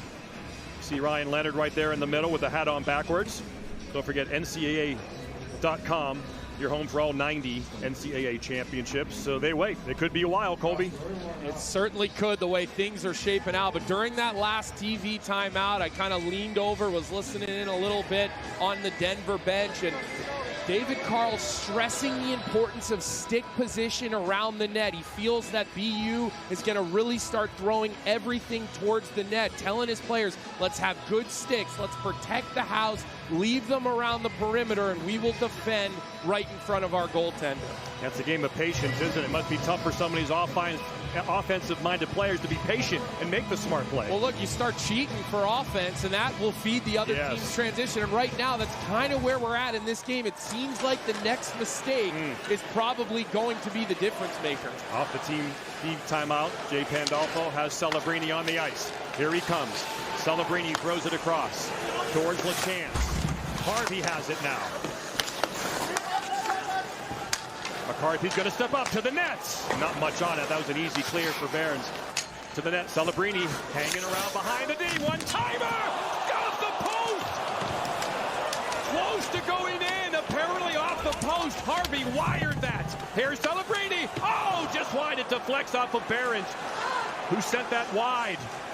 Hudson, shake and bake towards LaChance, trying to get body position. Remember, still no power plays for BU. Harvey up the wall. LaChance, the big body, throws it in front. Oh, the quick shot by Celebrini's wide. McCarthy around the net's going to come to Celebrini. BU now with their chance here in regulation. Hudson, he's a magical player in these moments. 360, no penalty called. The Terriers cannot get a call. Well, it doesn't seem like they can get a break of any sort in this third period. We talk about the wizardry of Lane Hudson working on Miko Matica. Goes for that little spin play. Oh my God, that is a blatant penalty. That is a tough miss for the officials. And earlier in that shift, the one-timer goes through the arm off the post. You see Shane LaChance tracking that puck. Look at the reaction from Ryan Green and company on the BU bench. That's a classic trip. Just missed. I know they don't want to make a call, but the Terriers haven't got a call the whole game. There's another trip. No arms in the air. Nice breakout pass there, and here they come. Kaplan with it. He gets it in deep. Now he goes chasing after it. Stevens line back out there. They're a heavy-hitting line. Weber and Willander. It's a big five on the ice right now for the Terriers. They want to play that big, heavy game. This is the three that can do it. Try to get the turnover, which they get. Stevens cycles it back around towards Kaplan. Oh, there's a turnover. Tuch. Boy, he had a chance to shoot that and threw it to the skates of the Pioneers. Yeah, shaking his head as he comes back to the bench, Tom. Turnover. Booyah, across. Oh, Caron. What a back check there by Peterson. 13 in white as he heads to the bench. I think that's offsides. Yup, the officials on top of that one. But what a back check there by Peterson. And Caron actually was the one who intercepted the pass with his pad. That shot just goes, but he gets hit on the way in. Less than 2 minutes to go in regulation in a 1-1 game. Here comes Webster across. Shot saved by Caron. We are essentially in overtime now. Peterson using his skating. Chopping. The big hard hit. Another penalty on BU.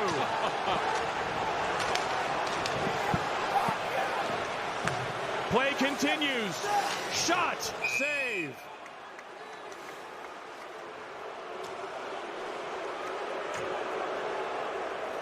It's going to be on Dylan Peterson.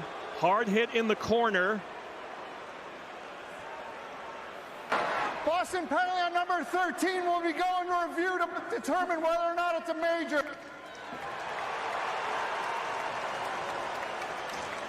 So there's Peterson and his reaction. So this is going to be what's going to be looked at, Colby. So they're always going to look for head contact first. Now there is no head contact, so then it becomes, is it directly from behind? Is it from the side? What type of boarding could they potentially be looking for? One of the new rules in the NCAA is there can be a 5-minute penalty without throwing the player out of the game. You see Behrens, it's from the side, and then he kind of turns at the end. I think this one, to me, Butchie's probably going to be 2 minutes. They're certainly going to be talking right now. Was it from behind or was it not? I don't think that that's from behind. To me, that's enough from the side that I don't think that warrants a 5-minute penalty. And he was trying to get the rear shoulder, as you mentioned, just a little late turn as he reached for the puck. But he was pretty defenseless there. I wouldn't be shocked it's a 5, but here's the call. This is confirmed. Boston penalty number 13. 2 minutes. 2 minutes for boarding. Like I thought it would be. To me, that wasn't from behind. That's just a very strong individual in Dylan Peterson against Sean Behrens, who's a smaller defenseman. He is a strong kid, though. You don't want to take anything away from Behrens, but I ultimately think that that is the correct call. But you have to wonder, Butchie, how much factors into that decision with all the missed calls here in the third period. Yeah, I mean, these referees, you can see the lack of confidence in them by their decision-making in this third period. Yeah, again, I wouldn't be shocked if that would have been a 5 in any other game throughout college hockey, but in the end, it's a 2 in Denver. It goes on the power play to try to take the lead in regulation and perhaps win it. They've gotten stronger as the game has gone on. The Bouillon brothers at the point. Jack Devine's on one flank. Down low, Rizzo's on the other. 1 minute remaining in the third period. 1 minute. Bouillon. Zeev looking to the net, tipped. Oh, just wide. King right in front of the net. Pass across to my quick shot, deflected wide. Bouillon knocks it down. 40 seconds left in regulation. Z Booyam to Shy Booyam. Rizzo and King right around the net. Stick battles. Shot blocked by Stevens. He's had a great game. Z Booyam to Shy. Devine tries to tee it up. He's got 27 goals. The man with the puck. He's dangerous. Booyam not in his wheelhouse. Over to his brother Zeev. Back to Shy. Down low. Walking in. Saves Caron with the right shoulder. Regulation time winding down. One more chance across. We're going to overtime.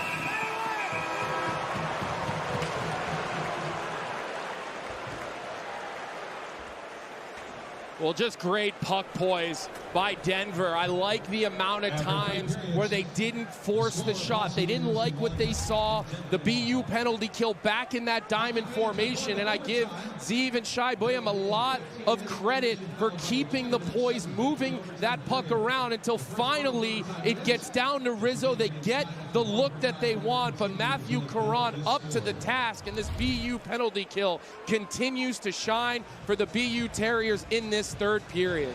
As Peterson slowly goes off the ice, he can't quite exhale yet. He'll serve his penalty, the rest of it in overtime. Welcome back to St. Paul, Minnesota. Overtime in semifinal game number 1 about to begin. The pressure on the goaltenders, the excitement from all the players. It's going to come down maybe to Matthew Caron, who's been unbelievable in this game for Boston University. He's had a couple of game-changing, game-saving saves in the crease among the mosh pit of Pioneers in front of him. He has been outstanding for the Terriers. You don't win championships with good goaltending. You win with great goaltending, and that has been on display for both teams today. Alongside Colby Cohen, I'm John Butchergrass. Overtime about to begin. BU a slight favorite coming into this one against the Denver Pioneers. Colby Cohen, what's going on through their minds as they take the ice? Well, look, anytime you're going into an overtime in a one-and-done situation, there's going to be tense feelings. There's going to be anxiety running through your mind. A lot of these players, this could be the last time they ever get to wear the jersey and the uniform of their school. So what you have to make sure you do is come out and do everything hard. If it's at the red line, it's got to be hard. If it's near the blue line, if you need to take an icing, you take an icing. But at the end of the day, Butchie, you've got to be confident that you're the guy who can go out and score that goal. I remember sitting in the dressing room 15 years ago today after our team came storming back late in that third period and feeling like if I had an opportunity, I could bury a goal, I could score, I could help my team along with the rest of the confident players we had on our roster. And going back to the end of that period, Butchie, Denver did finish with a power play. That's the hit by Dylan Peterson on Sean Behrens. Behrens back on the bench, totally okay to play this period, but Denver going to go with the Booyam brothers on defense to start this power play in overtime. BU has now won 6 of the 8 center dot faceoffs in this game. And that was a big one. It killed some time. But Denver still has 30 seconds left on the power play in overtime to win the game and play for the national championship Saturday evening on ESPN2, taking their time. On fresh ice, too. The puck zips around. Everything moves a little better. One-timers a little crisper. So a big opportunity here as this power play winds down. But as we've heard from Ryan Callahan in our NHL coverage and Ray Ferraro, sometimes the opening period special teams favors the defense. The timing of the offensive players isn't quite there to start a period. Terriers full strength. Still no possession for Denver, and Dylan Peterson feeling a lot better right now. He can exhale.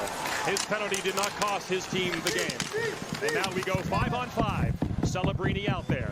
Jay Pandolfo wasting no time, getting 71 on the ice to see if he can win this game and send BU to the national championship.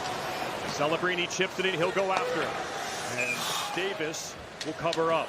Remember, Colby, back in Buffalo 2019, we were there for the watch-out overtime goal by UMass against Denver, which sent the Pioneers home. That was heartbreaking for them. And look, that was right off of a face-off. Yes. Delgajo gets that big goal for UMass. So face-offs, huge in the offensive zone. BU going in for one right now. You got to think Celebrini looks back to get this puck to Hudson. Watch out. Lane Hudson has it. Nice nifty little pass. Give and go with Harvey. Another pass. Oh, Celebrini into the glove. And that's where the glove on the right hand of Davis comes in handy. Yeah, this is a set play by BU, and Lane Hudson gets this puck. Watch Jack Harvey, number 12, on the right side of your screen. He slides up into the middle. It's a little give and go, and then it's the pop out and that quick 3-foot shovel play by Hudson. Celebrini wins the face-off to Hudson. Their dangerous players are on the ice. Hudson, beautiful move to the net. Knocked down in front. Buckberger knocked it down. Harvey with the steal. Harvey looking. He whiffs on it, but it comes to Celebrini. Try to go to Harvey. He'll throw it towards the net. It comes to Hudson, who had crept down. His pass is too hot in the feet of Harvey. Willander shot.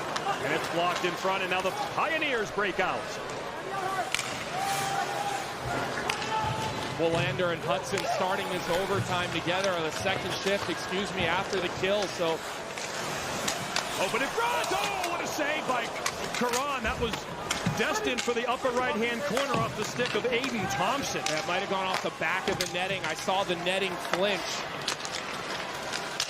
And that will go into the netting and over the netting and into the crowd. That's how high that one went up in the air. Yeah, here's a look at that last Denver opportunity, Butchie, that you referred to. McCade Webster with a sneaky little pass into Aiden Thompson over Hudson's stick. He puts it an inch over Hudson's stick, but the quickness that Thompson shoots that puck with doesn't really give Caron an opportunity to react, and it hits up over his shoulder off the high part of the back of the net. Yeah, had the extreme outside part of the post. Not really in danger of going in, but just caught a little bit of the post, the back of the netting, and it went begging. So BU kills another penalty. They've yet to get a power play in this game. Remember, this is the long change situation, much like the second period in overtime. Players can get caught on the ice. Defensemen can get tired. So efficient play is a must from these college hockey players the rest of the way.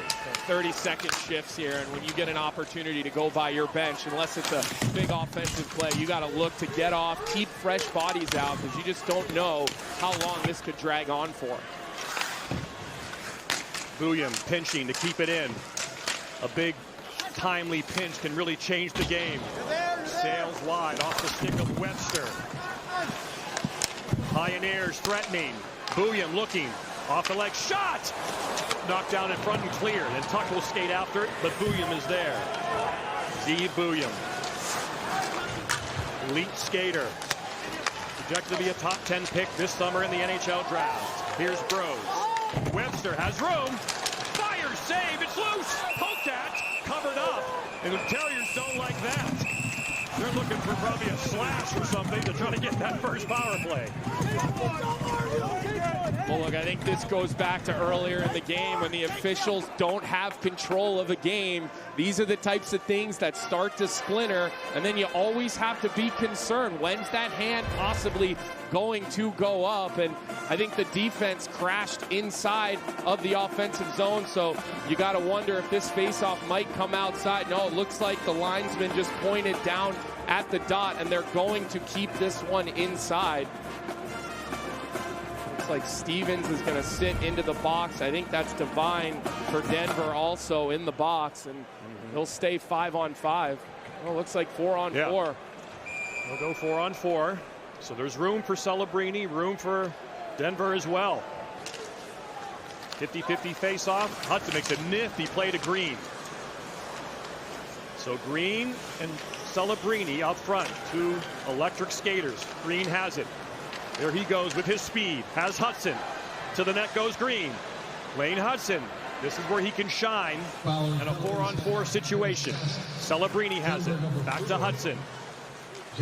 One-timer blocked. Celebrini goes to get it. Does get it. Cross-checks his man. The play continues. Better get up and play. There's no whistle for the win. Save. Knocked down. Bros is in excruciating pain. Oh, no, it's not Bros. It's Carter King. Still down. BU with a chance. Shoulder save, and somehow he holds on.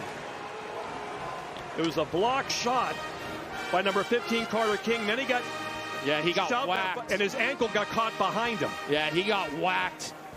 And it wasn't so much the cross check in the back, but it was his ankle getting tied up, and he fell back awkwardly. Yeah, Celebrini takes the one-timer right off the foot, and that's the shot. And his foot gets tangled up, and he goes over. He's going to go right down the tunnel. Give him a ton of credit for getting up and finishing that shift. 4-on-4 continues. Hudson remains out there. Here he goes. This is what he does well, scoring big goals in moments like this. Peterson, the man who committed the penalty late in regulation. It'd feel good for him to score. Hudson waiting, being patient. This suits him to a T. Peterson winds up with some momentum. Almost like a 3-on-3 situation. Look at Hudson! Look at Hudson! Oh, what a save! Davis saves the game again. That is Lane Hudson in a nutshell. Turnover! Blocked in front. Here come the Terriers with numbers if they hurry. Zabanet can fly. 3-on-2. Zabanet waits. Throws it across. Shot blocked. Zabanet saved by Davis. Point blank. What a save by Matt Davis on Zabanet in the slot. The 3-on-2 rush. Here come the Pios. In front goes begging. Behrens has it. Behrens drops it. Denver circling. They're the 4-on-4 advantage. Bullion can be dangerous in this situation. He has the puck now, and he takes it out. Penalty's over. 5-on-5. Here comes Bullion. He scored overtime in this building. Leads for Devine up into the neck area, the shoulder area of Karan. Well, Butchie, we have some showcased high-flying, skilled defensemen in this hockey game, and you referenced it looked almost like 3-on-3. Lane Hudson just winding it up, holding it. He sees that one little lane, dances Rizzo, and then Matt Davis with the game-saving chance. And then right the other way, it's that nifty little play by Bouillon, and you know what he does? He cuts to the middle, he draws the eyeballs, and then he dishes it behind his back to put it into space. We are seeing some of the future of the National Hockey League on display in this Frozen Four. 5 minutes in. The winner to the championship game to play either BC or Michigan. That game follows this 60 minutes after this one ends. Stevens, he's had a strong game. Kaplan hits the linesman. I thought that would have been offsides anyway. Okay. Back come the Pios in overtime. They won the NCAA semifinal game. Z. Bouillon scored the overtime goal in this building. Yeah, they won double overtime against UMass as well. Stevens gets knocked down, holding his knee. They should blow the whistle. There's no reason not to blow the whistle here. Here comes Denver. Shot. You could just see the continued lack of confidence from this officiating crew on display in full force. Stevens upset. Cross check. This game's going to get out of hand. Denver trying to draw a penalty there. Comes up to Quinn Hudson. He can't control. And now Devine out there. Makes a nice play to Rizzo. Rizzo just hopped over the stick of Bouillon. Picked up. Green. No one can pick the puck up. Back the other way. Save on Bros by Karan. Well out in front of his crease. Tristan Bros looking for goal number 16 of the year for him. We mentioned Boston College, Michigan is next. 60 minutes after this one ends, there's the BC players. They're antsy. They want to get out there. It's not fun to be in that situation. I remember dealing with this in the NCAA tournament one year. UNH in North Dakota, they went to overtime. It happened to us in the Hockey East Championships. You're waiting around, and there's the missed call there on the knee on Stevens. I guess you see why he was irate towards the officials. And the puck went back into Denver end, and whether that was a penalty or what, you know, it's hard to say. It was kind of collided, but the fact that he was down and apparently out, they could have blown the whistle. Denver was able to come back and get a chance. But play continues. 5-on-5. Bouillon goes into front. And BU knocks it out of danger. Booyam is so good on the blue line. I mean, you see what the scouts see in this kid. He is just smooth and crafty the way he dishes the puck on the offensive blue line. Both brothers out there now. Lorenz out there. Big bodies. Jared Wright is dangerous. But a nice composed play there by Case McCarthy. Here comes Jack Hughes for BU behind it, but Shai Booyam gives it right to the point. There's Hudson. Back to McCarthy. Oh, Celebrini ripped it. Man, does he have a heavy wrist shot. But it went wide. This will be icing on Denver.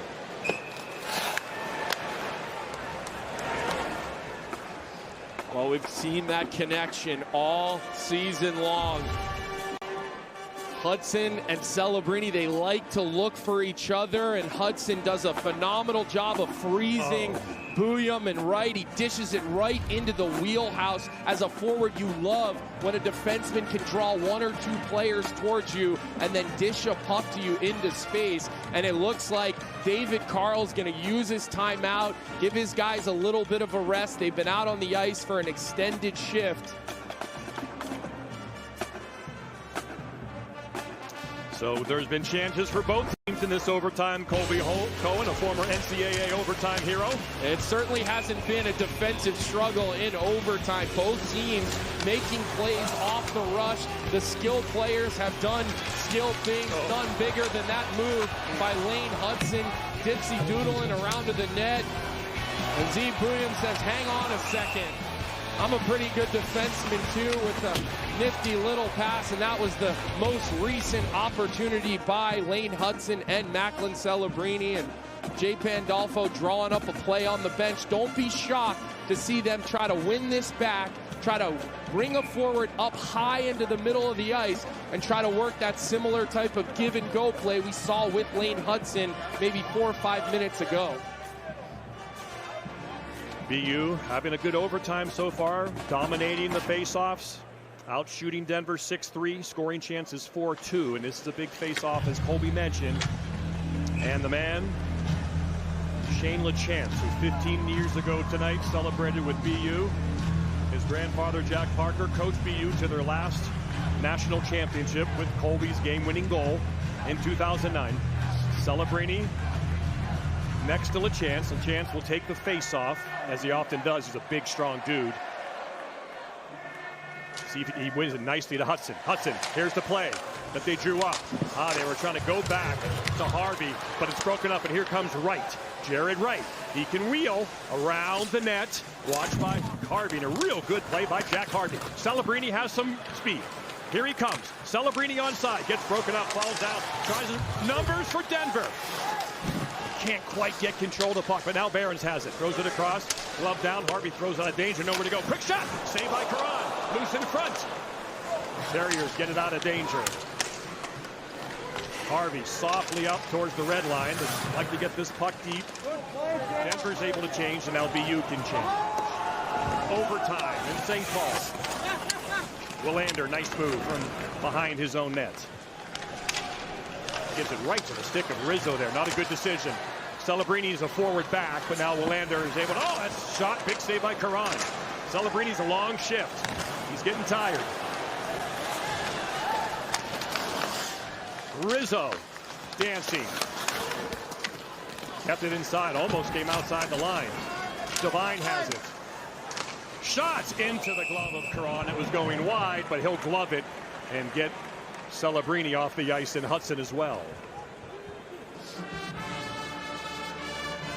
In the last 20 years, since 2004, Denver's 7 Frozen Four appearances, third most.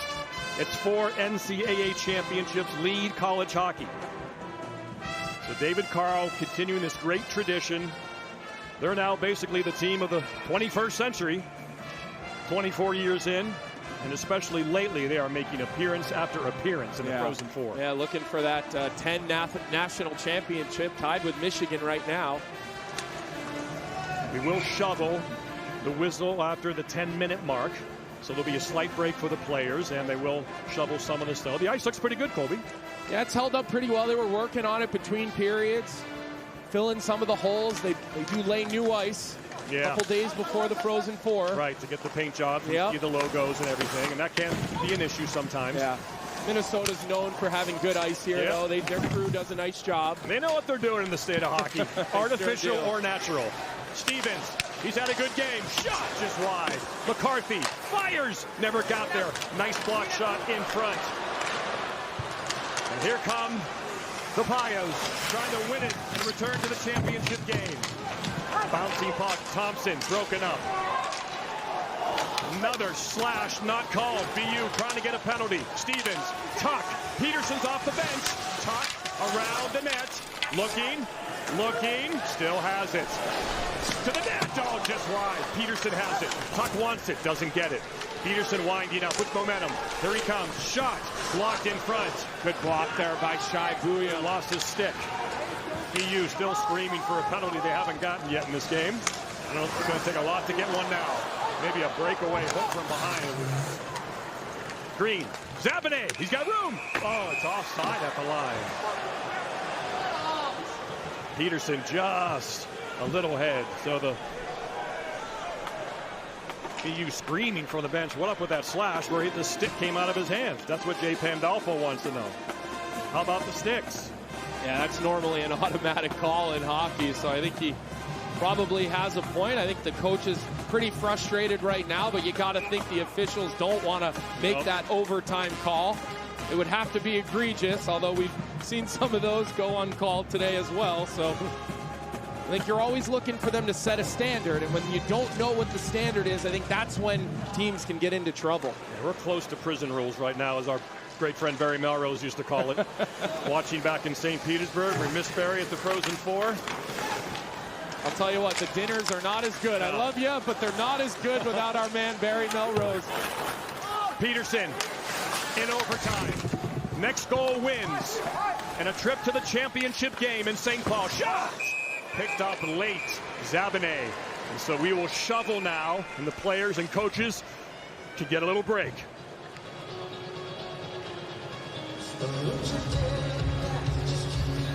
I don't think Matt Davis saw this until right at the end. One of the faster players for BU, Nick Zabanet, rolling up into the top of the offensive zone. And you get into an overtime situation like this, Butchie, there is no such thing as a bad shot. You'd like to see Peterson get in front of the goaltender there, but Davis is more of the same. He's been really good in this hockey game. Actually, both goaltenders have really stood the test of time through, well, I guess 3.5 periods now.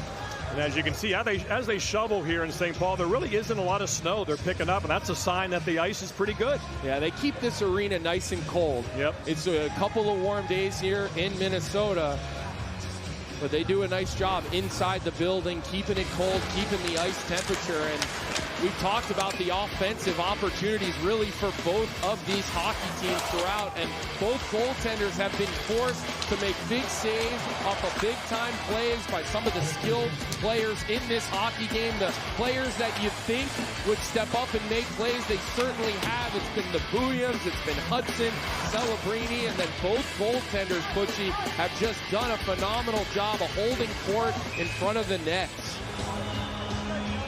Josh Hoshman is our producer, Bob Frateroli, our director.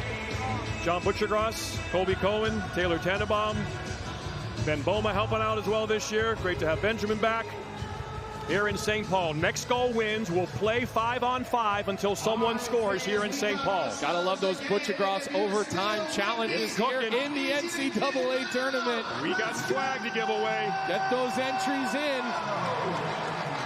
I'm going to sit this one out, yeah, though. You picked Jack Malone in Providence last week. I'm sitting this one out today. Celebrini. Eyeball to eyeball with Kieran Sabrian. Sabrian, the 21-year-old. Celebrini, the 17-year-old. Sabrian, their best face-off man. Hudson has it. Celebrini in front. Oh, the puck hopped over Hudson's stick as LaChance send it to him in front. Chase McCarthy bothered, but it comes to Lane Hudson. Puck management, so key. Look at the neutral zone right now for Denver. 5 in the neutral zone. Celebrini, though, has speed on the outside. Celebrini, quick shot, pass, save. Oh, shot blocked. That almost came to Harvey. LeChance knocks it down. Throws it behind him. Pounding the puck. Celebrini, great job. Turnover. Here he goes. Trying to get around his man. He's bumped. Good play there by Bouillon just to stay with Celebrini. Don't bite on that first fake. You're seeing why number 28 for the Pios is going to go so high in the draft. Not just offensively gifted, but a good defender as well. LeChance stays out there. Kaplan off his skate. Here come the Pioneers if they hurry. Bros, shot, score! It's over! Denver to the championship game!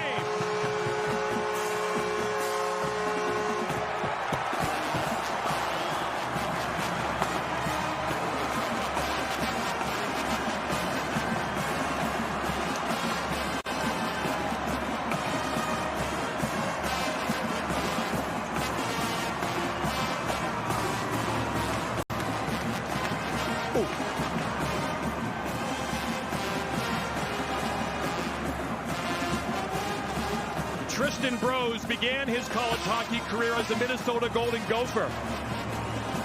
The Frozen Four in Boston that Denver won the national title. He was there as a Gopher. Later that summer, he transferred to Denver.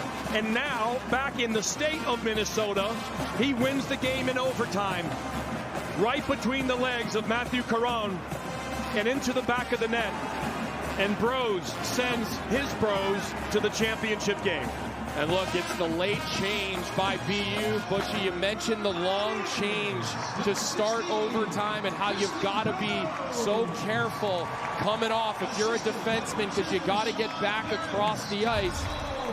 And BU looking to enter the offensive zone after that puck bounces off Kaplan's stick. It doesn't get deep. They get caught on the change, and the 3-on-2 leads to the opportunity for Tristan Bros. He drags it out. He waits for Caron to open his legs in his 5-hole, and he does not miss from the tops of the dots. And the DU Pioneers showing why they're so comfortable in these types of moments, in these types of games. Credit David Carl. They made the changes they need to make throughout this hockey game. They turned the tide in the second half, and they're going to play for another national championship. Just a little bit of a late change, and that forced Cade Weber to worry about that guy on the right coming down. He had to retreat. He kept retreating, and Bros got closer and closer, and then with momentum, he ripped the wrist shot between the legs of Caron, who played so valiantly. Now the officials are over by the monitor for some reason. We have not started the handshake line yet. So let's see what they're checking on. It's the officials now, not the linesmen. So it's not an offside situation. Whether it's offside or too many men, if they look at it fast, as that means it's probably nothing. Let's see if it's a good goal or not. Oh, now wait, now come back. Let's see if they're looking. That's fine. At least we don't do the far skater on the left, but that looks fine in terms of onside. Let's see. That's fine.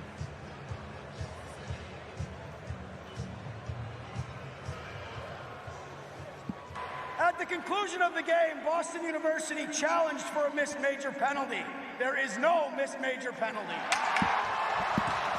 That sums up BU's night. They didn't get a penalty all night. And in the end, they fall in overtime. And now the handshakes begin at center ice.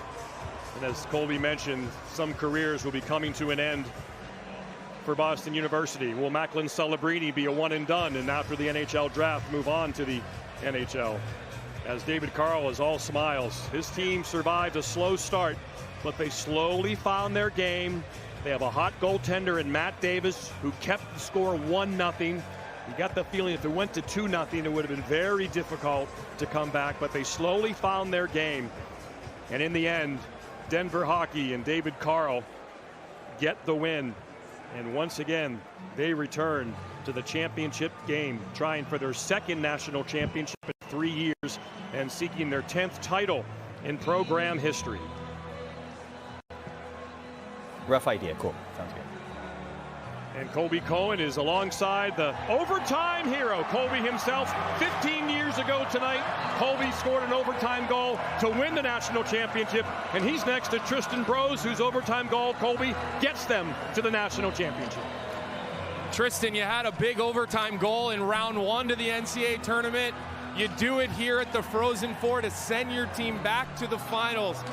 When you're sitting in the locker room between the third period and overtime, are you visualizing that you're the guy that's going to get your team the goal? Yeah, I mean, I just think, I don't know, I'm kind of speechless, to be honest with you. I mean, well, look, I can tell. I want to be the guy to score, but I don't care if anybody on the team scores. It's a group effort. We got a really special team in our locker room, and we got one more game. So. Well, look, I can tell this is highly emotional for you. All right, your team outplayed the first half of the game. You guys come back strong the second half. What did David Carl say to you guys between the second and the third to flip the switch for your Pioneers hockey team? Stick with it, believe in each other, keep playing the way that we started to play in the second half of that second period, and just to do it for each other. Do you have a preference who wins the late game? No, it doesn't matter. All right, go enjoy. Congratulations. Celebrate with your team. Thank you.